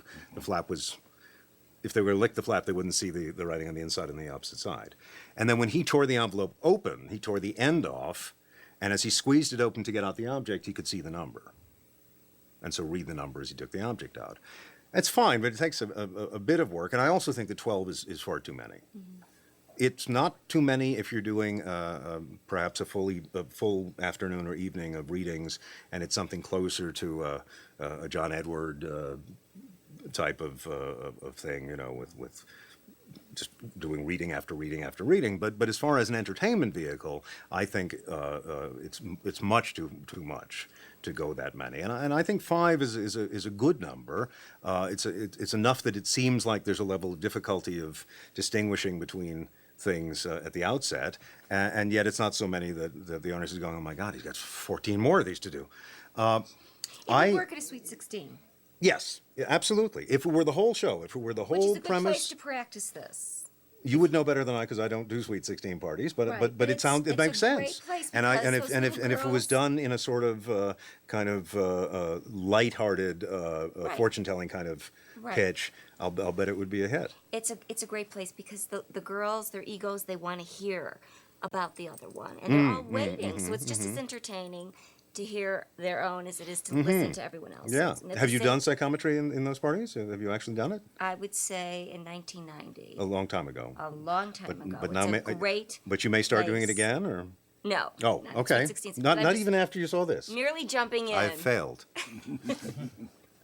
It's a great place. Okay. 12, All right. 16, 15. The situation I'm using these clasp envelopes, and I use them for a couple of reasons. First of all, they're a little bigger than letter envelopes, and you never know what someone's going to get from their pocket. In the show today, we had a cell phone, which might not have quite fit into a letter envelope, but it absolutely fit here. So that gave us just a little more leeway in finding objects in people's pockets. The envelopes are marked, Eugene. You were saying you didn't know.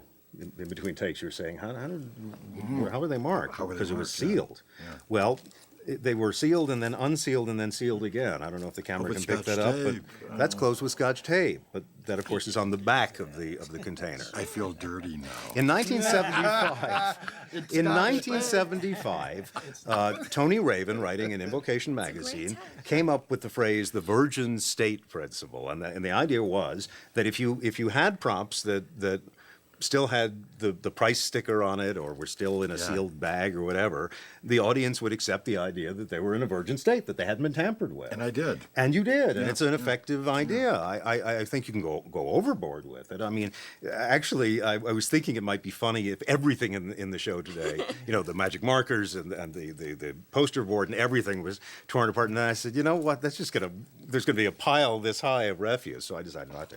But this actually works nicely. I took these out of this is a set of 5. They do come in different quantities, but it's pretty easy to find a brand that sells them in sets of 5. Or if you find a bigger stack, you just mark the first 5. I mean, there's no reason to say you have to use all of them, but I think this is kind of tidy that you use everything. And I marked these, and then by simply cutting off the bottom of the envelope, and then I folded it back up and then taped it into place. And of course, I kept it facing the audience. I mean, this is not subtle. But I took out the envelopes, and then I just tore this open. Well, now, once we get down to here, Right. it's crumpled, so you can't see the tape because it gets absorbed into all of this, and that's just history.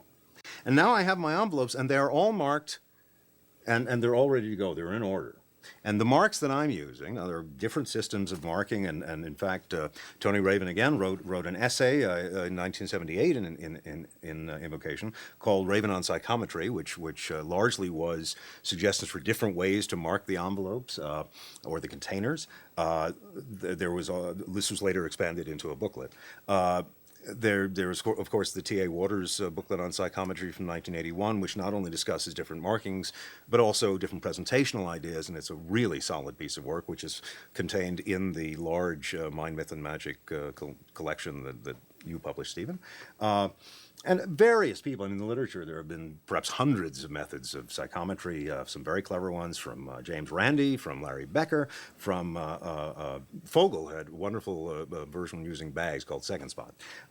Here, my marking system couldn't be simpler. I've taken pencil dots, and I put them on the back sides, the address sides of the envelopes, because I know people are going to be putting things in this way, so they're not going to be paying attention. If they do happen to look at the back, there's not a lot to see, because it's just a little pencil dot here in the corner. I don't know, can the camera pick that up? Good. And this one is over at the left. And so the next one, number 2, is marked about 1/5 in. Okay. And then we move on, so that the next one has got its mark in the very center. And then the next one is most of the way over, and then the last one is at the end. So the opportunity to mark these, and I mean, you can use more exciting and subtle marking methods, but there's really no, I don't think there's a need. I'm handing them out from the face here, so that the marks are not in view. Not that they're likely to be seen. If they're seen, it's going to look like a blemish. I mean, manila envelopes are rarely perfect exactly. So I would hand the envelopes out, and of course I'm handing them out in a sequence that I can remember, because I want to make sure that I know who has what. So I just go from I'm remembering the people and their names, but I'm also going from my left to right, just so that I've got a pattern that I can go back to mentally. So this is 1, 2, 3, 4, 5, as simple as that. Okay. Are you doing a male, female, or how do you decide? I want a mix of about half and half. Okay. And we'll get to that in a second. By the way, just for what it's worth, as I was handing the envelopes out, I nicked them. They're all marked twice now. They're marked with the dots, but also look, Right there on the face. there's a nick right there that tells me that's envelope number 2. So you can literally take a bunch of envelopes out of that aren't prepared, and nick them on the fly, and do it. The only time I've ever done psychometry was back in the 70s. Yeah. And when at a ladies' club, and when the envelopes came back to me, there were so many crunches, and I couldn't read the next. Right, but that has to do, I'm sure, with the type of envelope you use. That you probably use a lightweight kind of stationery. These are pretty substantial, and this nick is a pretty strong nick. I mean, that's going to be hard to miss. The dots. Well, in fact, I use the dots and I prefer them, but I'm pointing out that you can even do this literally on the fly.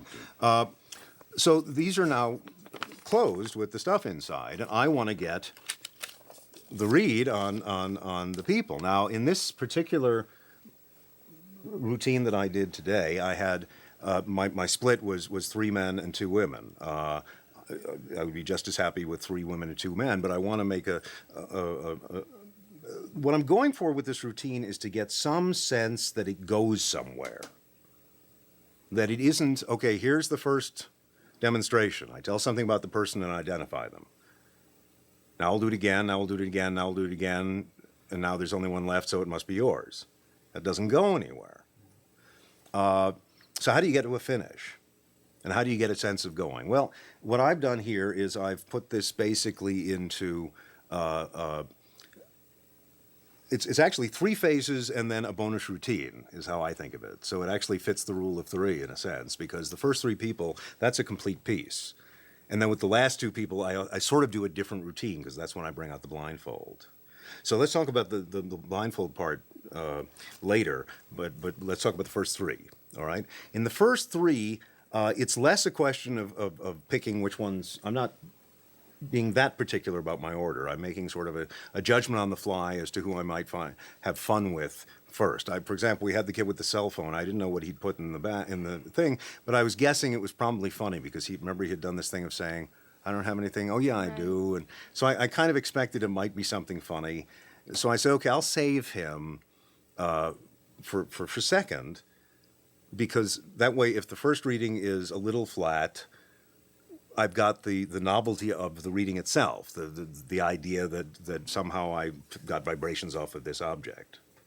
See? So the first thing, by its definition, because it's novel, because it's the first time, I can afford to sort of go weak.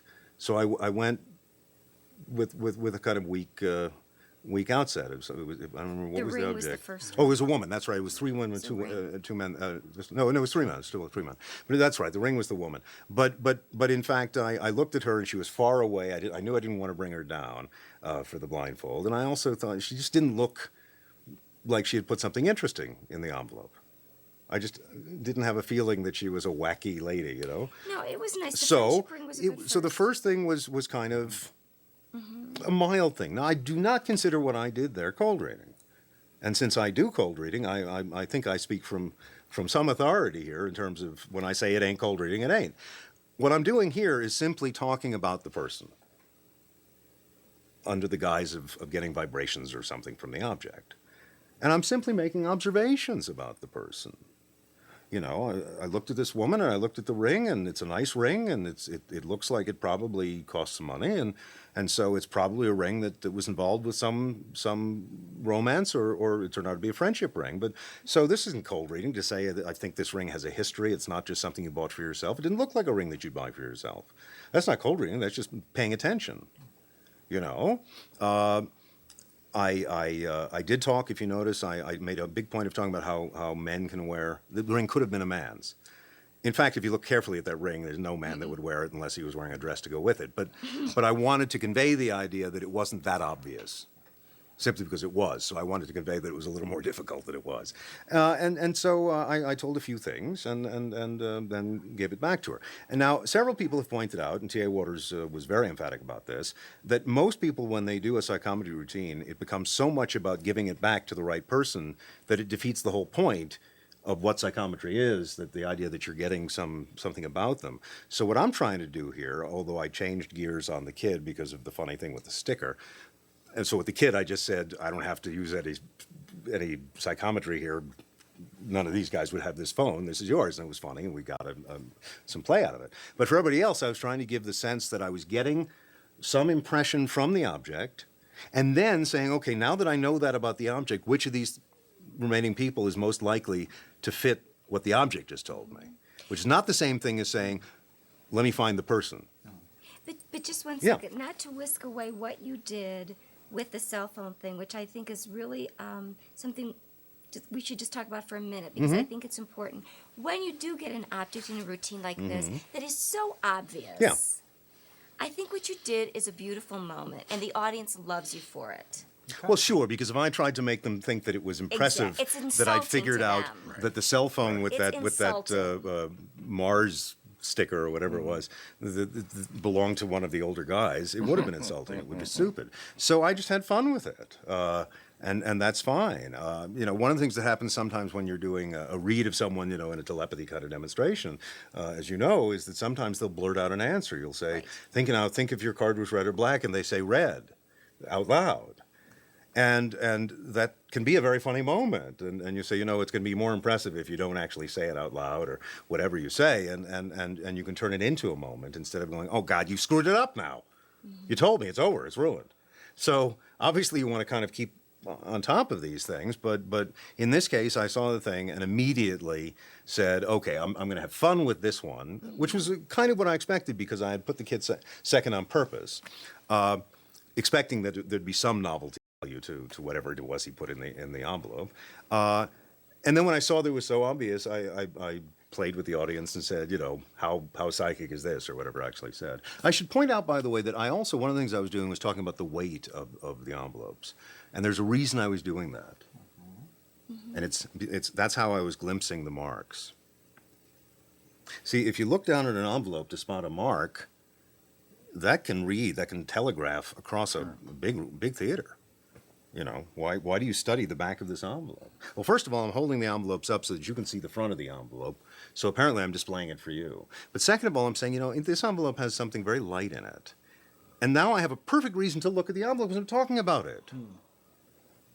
And so this happened during the routine. If you go back and look at the tape, you'll see over and over again, I'm picking these things up and I'm saying these have different weights. And as if, I mean, what it seems I'm doing is simply saying, you know, you can tell a little bit without opening the envelope, but basically you really have to open the envelope to see what's in there.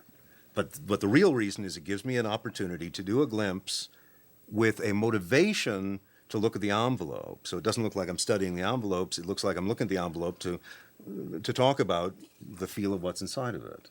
Okay? That's a clever trick. Well, glimpsing is something that is hard to conceal. People telegraph glimpsing more than almost anything. They're in the headlights. Yeah, well, because usually they have no justification for it, Right. and they seem to think, as with much sleight of hand, that if I just do it really quickly, no one will notice. But you know that's very noticeable. It may be quick, but you know. So again, the whole idea here is to give myself a reason to look down at the envelope that doesn't register to you as having any importance because it connects to something I'm already doing. So that now we're up to our we've done our second person. And the novelty of giving back stuff telling people about themselves and giving back stuff to the right person is starting already, I think, to wear thin. Just a little bit. Now, this would not be the case if I were really doing full-out cold readings. But I didn't want to do that here. First of all, that's a much too complex topic for us to discuss on this DVD. But second of all, this was in the context of a larger show, and I didn't want to go, 10 minutes on each person or whatever. I could, but then we'd be here. I would start to overstay my welcome. So I wanted to say just enough stuff to be interesting and to have people say, oh, that's interesting. It doesn't seem to be necessarily obvious, because apparently I'm getting it from the object and not the person, remember. But not so much that it's sort of like, okay, get on with it. So I go for my third person, and my third person I want to be a woman, because I'm going to do this piece. I'm going to say something about her personality by initially getting it off the object. In this case, it was a chapstick, which allowed me to say some interesting comments about the nature of chapstick being transitory, but a relationship chapstick was, I was improvising. Obviously, I had no idea what the object was going to be. But once I did, I was able to tie it to knowing what this woman looked like and saying, yeah, I could see her being a person who's like takes extra preparations. And of course, as I'm saying this, even though I haven't yet identified her, I'm keeping an eye on her as I'm looking around the room, and I'm looking for tells. And if I'm saying this is a person who takes a lot of care in what they do, a lot of preparation, and if she starts rolling her eyes, because maybe her apartment looks like mine, then I'm going to change gears. I'm going to switch gears and say, she plans. Now, she doesn't actually get it right, because she stumbles and gets caught up in too many plans and gets boggled. And at that point, I would think the woman would probably sort of go, oh, he does understand me, So I'm actually gauging her by sort of checking in. I'm not looking at her all the time, because I don't want you to know that I've already decided it's her. But as I'm looking around the room and talking to everyone, I'm actually reading her. And again, this is not cold reading. This is simply paying attention and making educated comments about what type of a person this is. It skirts the edge of cold reading. It is not cold reading. Which is also a nice choice, though, to keep the people in the audience. Mm-hmm. It gives you that advantage that as Yeah, if they were on stage, I wouldn't be able to see them, because they'd probably be behind me. and your audience would see them. And might see them nodding or what have you. Exactly, and yeah. So you did just The you opposite. gave yourself Right, the advantage and not the Right, audience. absolutely. Which was a beautiful thing. Thank you. I thought, wow, this is great. Thanks. Okay, I like And then we get to this moment which I find really interesting, which is having identified her from the vibrations from Mary, her chapstick, I say, I have something I need to tell you. And we have this, again, we're back to this secret, and it's only for her, it's not for the audience. Can you tell us what you told her? Can I tell you? Yes. Will I tell you? No. It was Why all, not? because I told Mary it was just for her. Can you give us And you- No, because an you're example? tantalized. You really want to know. And you will see Mary and on the tape. all the Maddie, people who Maddie, were Maddie, there Maddie, are Maddie. taking that home, and some of them are sitting up right now saying, "What do you think he told her?" And she was nodding. It must have been right. Well, and he asked so- her, "Did it make sense? And could she make use of the information?" And she said, "Yes." So there was a relation. We're back to this whole thing of relationship. There was a relationship going on there that was very private and intimate, Right. and it's Mary's private information. And it didn't matter that it was Tell a chapstick. Jan something different, but in the same vein. No, what I will do is I will answer. I'm not going to tell you. I'm not going to tell you what I said, but what I will tell you, I will read a proverb that I think sums that whole moment up. Si kohaimo me pachivalo sar o chashimo. Of course. See? Yeah, See? obvious. You thought there was going to be no I'm explanation. not even going to tell you what language that is, but I swear to you, if you manage to break that down, you will understand exactly what I was talking to the woman about. Now, we get to the end of this third phase, and essentially, really, the psychometry routine is over. Now we're actually doing a mini blindfold act with the last two guys. The only thing I want is I want the people in the last two to be the same gender. I want the person I whisper to be a woman, because there's that more of a sense of not so much a sexual thing, but more of an intimate thing in the context of a heterosexual world. But I want the last two people to be of the same gender, because if the objects, I'm not going to be looking at the objects, but I'm going to be holding them. And if the objects are decidedly masculine and feminine, then the audience is going to go, well, duh. So that's the one case. So depending on the spread of genders, I'm just making sure my last two people are either both women or both men for that reason. So in this case, we had two guys, and that was fine. And I got them up. Now, of course, I didn't open the envelopes, but they were still marked, so I knew which was which. And I could feel what they were. I didn't know exactly what they were, but I knew one was flat and one was bulky. And the bulky thing was a finger ring, and the flat thing was a key, and I knew, therefore, I knew that Mike's key was whatever it was. I didn't know it was a key, but I knew it was flat, and that the bulkier thing belonged to John. And so now, when I handed these both over to Mike and said, "Now take them out and put them in my hands behind my back," I'm home free as far as knowing who's got what or who belongs to what. Now we'll get to the blindfold for a second. The blindfold, first of all, as far as the expenses on this, assuming you buy the envelopes, we're talking about $1.50 for $1.98 or something for the 5 envelopes. As for the handkerchief, if you don't already carry a pocket handkerchief, then you might want to reconsider some of your personal hygiene choices. But if you don't, or if the pocket handkerchief you carry is too small, because some of them are, too small to get around a human head, or at least my human head. Most drugstores somewhere in the back carry bandanas, and these come in a variety of colors, even occasionally black, and the pattern isn't too garish, and sometimes you get lucky and find something even simpler than this. But this is certainly viable, and these bandanas are actually very large, so they're very easy to fold up, and there's plenty of tying room. So that's another investment of under $2. Now, what I like about adding the blindfold here is that it gives the sense that we're somehow upping the ante, that we're making it more difficult, and that we've moved on to something new, as opposed to just doing the same thing again.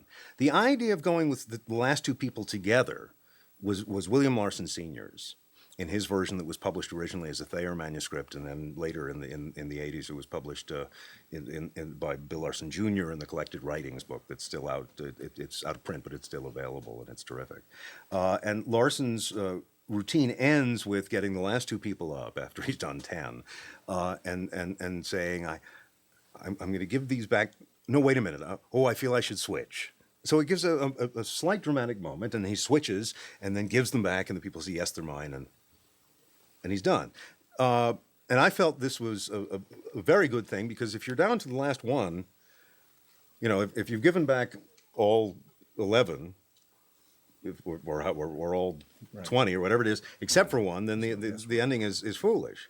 Now, this is one of the reasons why in 1976 in the Blue Book of Mentalism I published a routine called Desire, where at the end, the last one, instead of being simply handed back, you actually telepathically read the person's mind and tell them what they've written. And there have been many related things that have been in print and marketed. But in this case, I didn't want to go there because I was going to be using that as the final routine of the evening. So I went with this business of mixing them up behind my back, and then I could have done it without the blindfold. It still works. I'll mix them up behind my back and stand up one on each side of me, and I'll tell you a little bit about what each one of these gives me, and that means it should be right. You take them, and if I'm right, go back to your seats. Which is kind of the Dave Hoy tossed out deck finish. If I'm right, sit down. It's a good moment when several people acknowledge that the outcome is correct, and by either sitting down, standing up, moving, doing whatever it is. It's a nice moment because the audience fills in the ending and it feels good. With the blindfold, of course, I'm using a nose peak.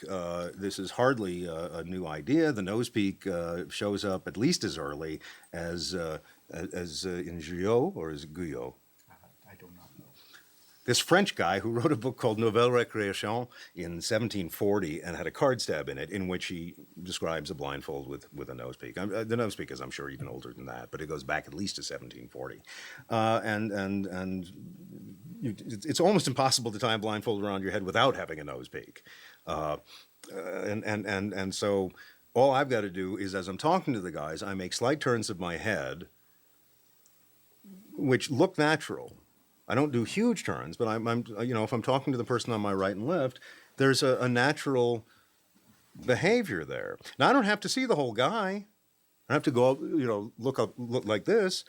I'm getting it off his shoes and pant legs. And this goes back at least to the 20s and probably earlier, but mediums in the 20s were making use of this for blindfold tests, that they would memorize quite a number of sets of shoes, and then people could even walk up behind them and they could get a peek down past their own feet and catch the shoes and know who the person was. So in this case, on the side, I don't have to do a great deal of turning. I'm talking to the people in a very sort of casual way, and when I give them the opportunity to move around and change places and all of this, I'm still keeping track of who's where. And then I get to my finish, and I use the Larson idea of starting to give them, no, wait a minute, it feels better this way. Just builds up that moment, but then because it's blindfolded, and there's the taking off the blindfold, and how did I do if I gave you back your objects, you can sit down again. To me, this is a much more dramatic build-up. So we're building on what Larson had into something that actually creates an effective ending. And this is, in a way, it's a whole miniature show. It's got a 3-act show tagged with a major encore piece. Is sort of how I look at that. So it's a way of taking a basic one of the classics of mentalism, something that's been around and used for 150 years, and not making it radically different and new, but simply trying to make it theatrically more eventful, so that it goes somewhere rather than simply establishing a premise and then repeating it over and over and over again.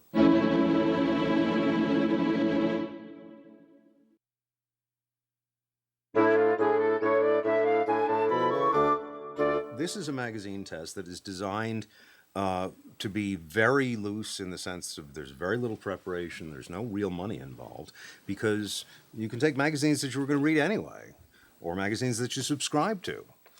You can take the freebies off airplanes. You can take, in airports or hotel lobbies, they have magazines that are kind of more catalogs than magazines, which is all right. This is a guide to Nevada. This is a film festival guide. This is the L&L publishing catalog. I only care that one of these is a real magazine. I'm going to use 4 magazines, and the only one I care about is the one the person's going to wind up looking at. So I need to get 1 or 2 magazines that are real magazines, and the others are basically filling out the 4. 4 seems to me to be enough to give a sense that there's a lot of magazines as opposed to only a couple. So I have 4 magazines, and one of them I have memorized the contents of 10 pages. Now, why 10? Well, because we're going to use a ranging force. In other words, we're going to limit the possibilities of pages that can be selected. Now, if I were to say, all these magazines run about 100 pages, so give me a number up to 100, that means there are 100 choices. 100 pages, right? I would have to know the information on 100 pages. And you can index 100 pages of a magazine. There are a lot of ways to do it, but that takes a fair amount of time, and especially if it's a magazine you're going to toss away, give to the Spectator, and have to do it again next week. I'm not sure it's really warranted. Over the years, people have figured out ways of narrowing down the number of page choices in a way that doesn't feel quite as restricted as it actually is. If, for example, I get you to name a number, a two-digit number from 1 to 100, but make it a two-digit number, I've now eliminated those numbers, so that's 10. If I eliminate duplicate numbers, if I say, give me a two-digit number, but make the digits different, that eliminates 10 more. Now, that sounds a little odd to say make the digits different, so if I split it among two people, give me a digit from 1 to 10, and give me a different digit. That sounds reasonable in a way that asking one person to make two digits different doesn't.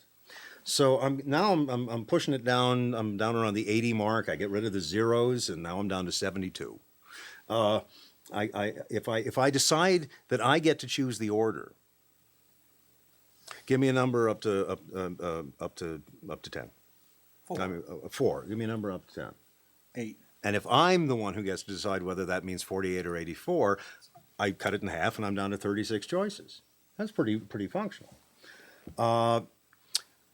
Back in 1970 something, I came up with this notion that I thought was pretty good of playing this thing of shooting fingers, because that limits it to numbers 1 to 5, because 0 is not presented as an option. You have to shoot some fingers.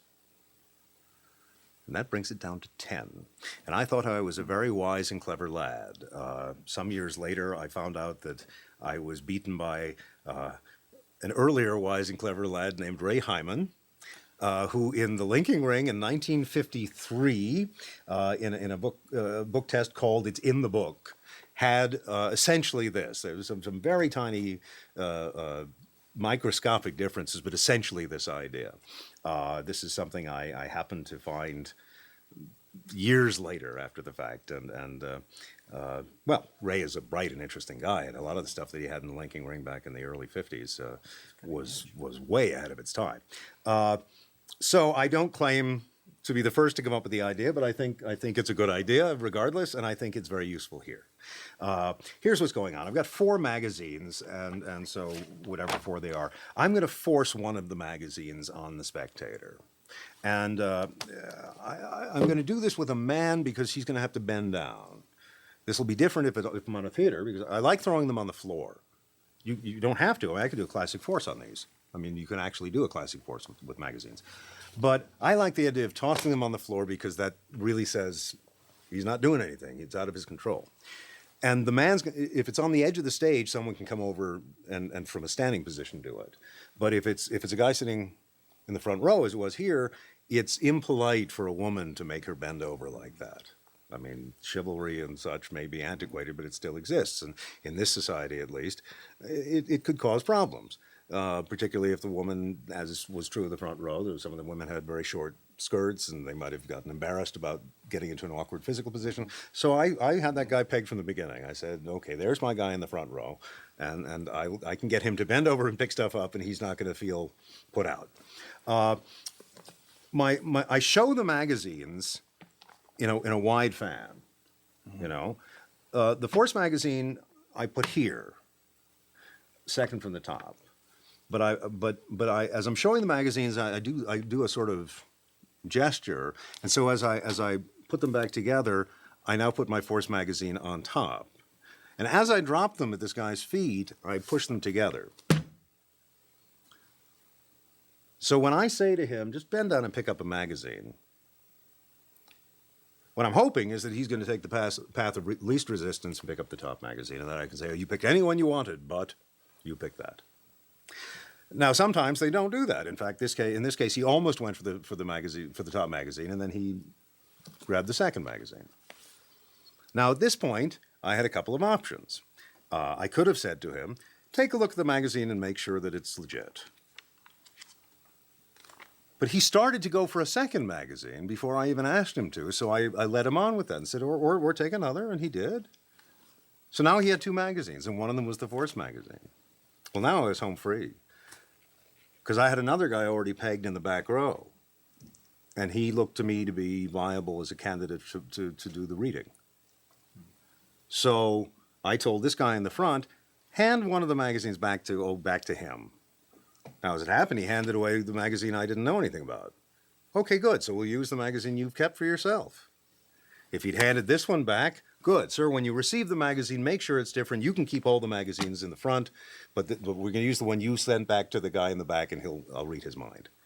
So we're using equivocal technique, but long distance, I'm not touching anything. And as long as it's done, I think, in a casual style, I'm comfortable with it. And I think with 4 is not a difficult number to accommodate. So we get down to the one magazine. Now, of course, there's no reason why you can't prepare more than one magazine. And there's no reason why you have to go with mnemonics, even though it's only 10 pages and it takes about 10 minutes if you're used to this sort of thing. There are loads of ways that you can put together a cue list, and 10 cues, since you only need 1 or 2 words to know what's on the page. 10 cues can fit onto something that's about the size of a matchbook cover.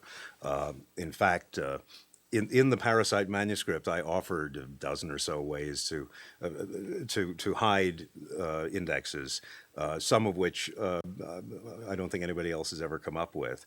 And for the sake of those who have actually spent money on the Parasite manuscript, I won't divulge all of those to give them at least something to hold on to. But I will say that one of them, which you can't use anymore, was that it was on the inside of a matchbook, and back in the 70s, you could actually smoke on stage, and I didn't, but some people did. And so you could actually light a cigarette and get your information from the inside of the matchbook. But you can also have a little palmed card with the index on it.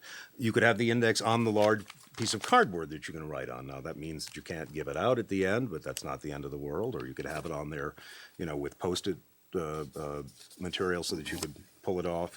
There are lots of places to hide indexes on the side of the Sil Riley idea of on the side of a crayon or marker pen. So indexing the 10 pages is pretty easy. But frankly, if you have any experience with mnemonics, and it's a useful tool for any mentalist or for people in general, it literally is about a 10-minute task.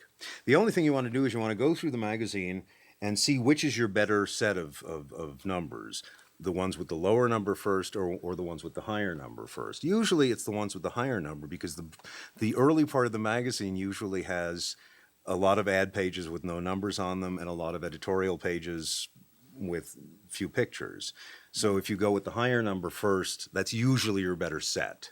Because what you want to find is first of all, you're hoping to find pages that you can talk about in some way, that you can get an image that's likely to be interesting or something. And the second thing is, you want to make sure they can find the actual page. Not every page is numbered, but you can't go in and write in with pencil or something what the number is, because then it's clear that you've worked with the magazines, and you want the sense that you just sort of grab these. So you want to make sure that any of those 10 force pages, which, in case we're not being clear here, would be, assuming we're going with the higher number first, would be 21, 31 and 32, 41, 42, 43, and then 51, 52, 53, 54. There are your 10. And you want to make sure that none of them is too far away from a page with a number. So that if, let's say, page 52 doesn't have a number, page 51 or page 53 does. And it's not hard to find that. When I grabbed the magazines for this, I looked at the Newsweek and I looked at the Us magazine, which was the one the guy walked out with the magazine, so I don't have it to show you. But the point is, I looked at the two very, very quickly, and immediately, as I started looking at the Newsweek, I found a bad patch of unnumbered pages. I said, let me see if the Us magazine's better, and I looked and I said, yep, I like this. So I was done. And that whole process before the memorization took literally less than a minute.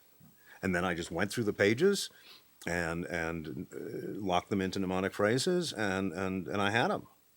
And I ran through them a couple of extra times and looked at the pages a couple more times leading up to the show. But really, the total amount of time invested was very minimal.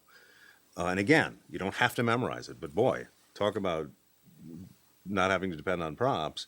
This is a pretty good prop if you can carry it. And 10 pages isn't such a great amount. once you've got the information, obviously the idea is to feed it back in an interesting way. And one of the keys here is to have a sense yourself of what the person's looking at. Now, this page that he happened to get had a bunch of pictures on it. Right. And when you look at a page full of pictures, you tend to scan them all. You don't settle on one first, you look at a whole bunch. So I told him that. I said, you're looking at a bunch of different people and stuff. And he said, yeah. And I said, a bunch of different pictures. And I said, someone's holding someone or something. Well, actually, there were 2 or 3 pictures, and it was a whole page about parents and kids. So it wasn't that rough to figure that there was a picture that he was looking at that was someone holding someone. But to the audience, it sounded like I was getting really specific. And then I went a couple of other things, and then said, "You're looking at that horse." Well, the horse was really the standout image on the whole page, so he had to be looking at the horse at various times. And of course, by saying you're looking at the horse, either he was, or he just had, or he'd noticed it and was planning to come back to it. So when I said you just looked at an animal, it was close enough for him to say, yeah.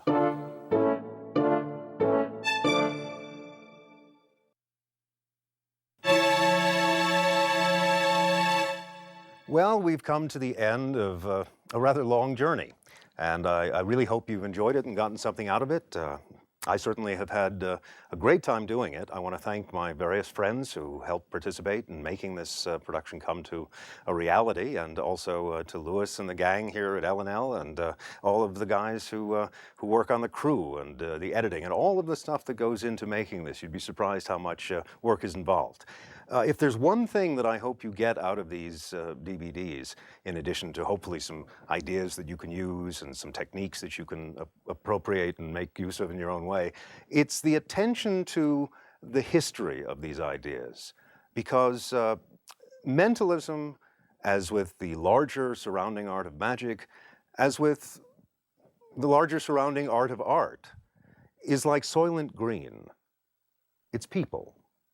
And if we remember the connection between the people who created these things, then we are closer to the source and closer to the actual investment it takes to make this stuff mean something. I think you're probably familiar with the classic quote from Einstein, that the most beautiful thing we can experience is the mysterious. Well, I'll up the ante. I'll give you a quote from the legendary Spanish poet Federico Garcia Lorca, when he said, "Only mystery allows us to be human. Only mystery." So with that in mind, I'd like to thank you for watching and say, oh, actually it isn't time to say goodbye because there's an extra feature we haven't given you yet. So what I want you to do is to watch the credits and then take out this disc, put disc number 1 back inside. When the menu comes up, click on Copyright Information. And what you'll get, instead of the copyright information, which is already clear, is you'll get to see the entire show done again, but this time with a voiceover commentary track by me in which I will point out to you many things of fascinating, detailed information. So enjoy that if you would, but don't forget to watch the credits. These people have worked hard to deserve your attention. Goodbye.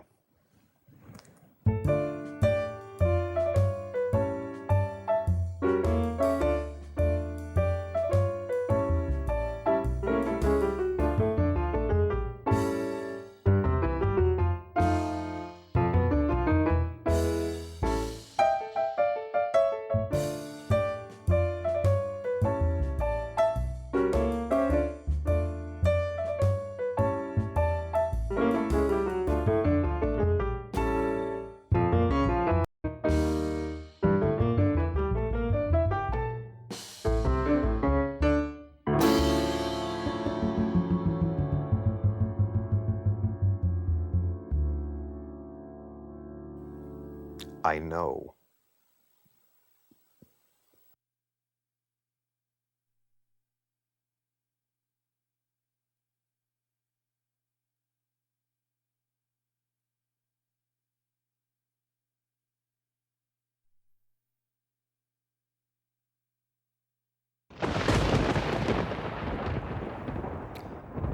Now, what are you thinking? Do I look like Michael Lamar? There is no quick and easy way to learn this stuff. So go back to the main menu, click on In-Depth Explanations, and we'll proceed.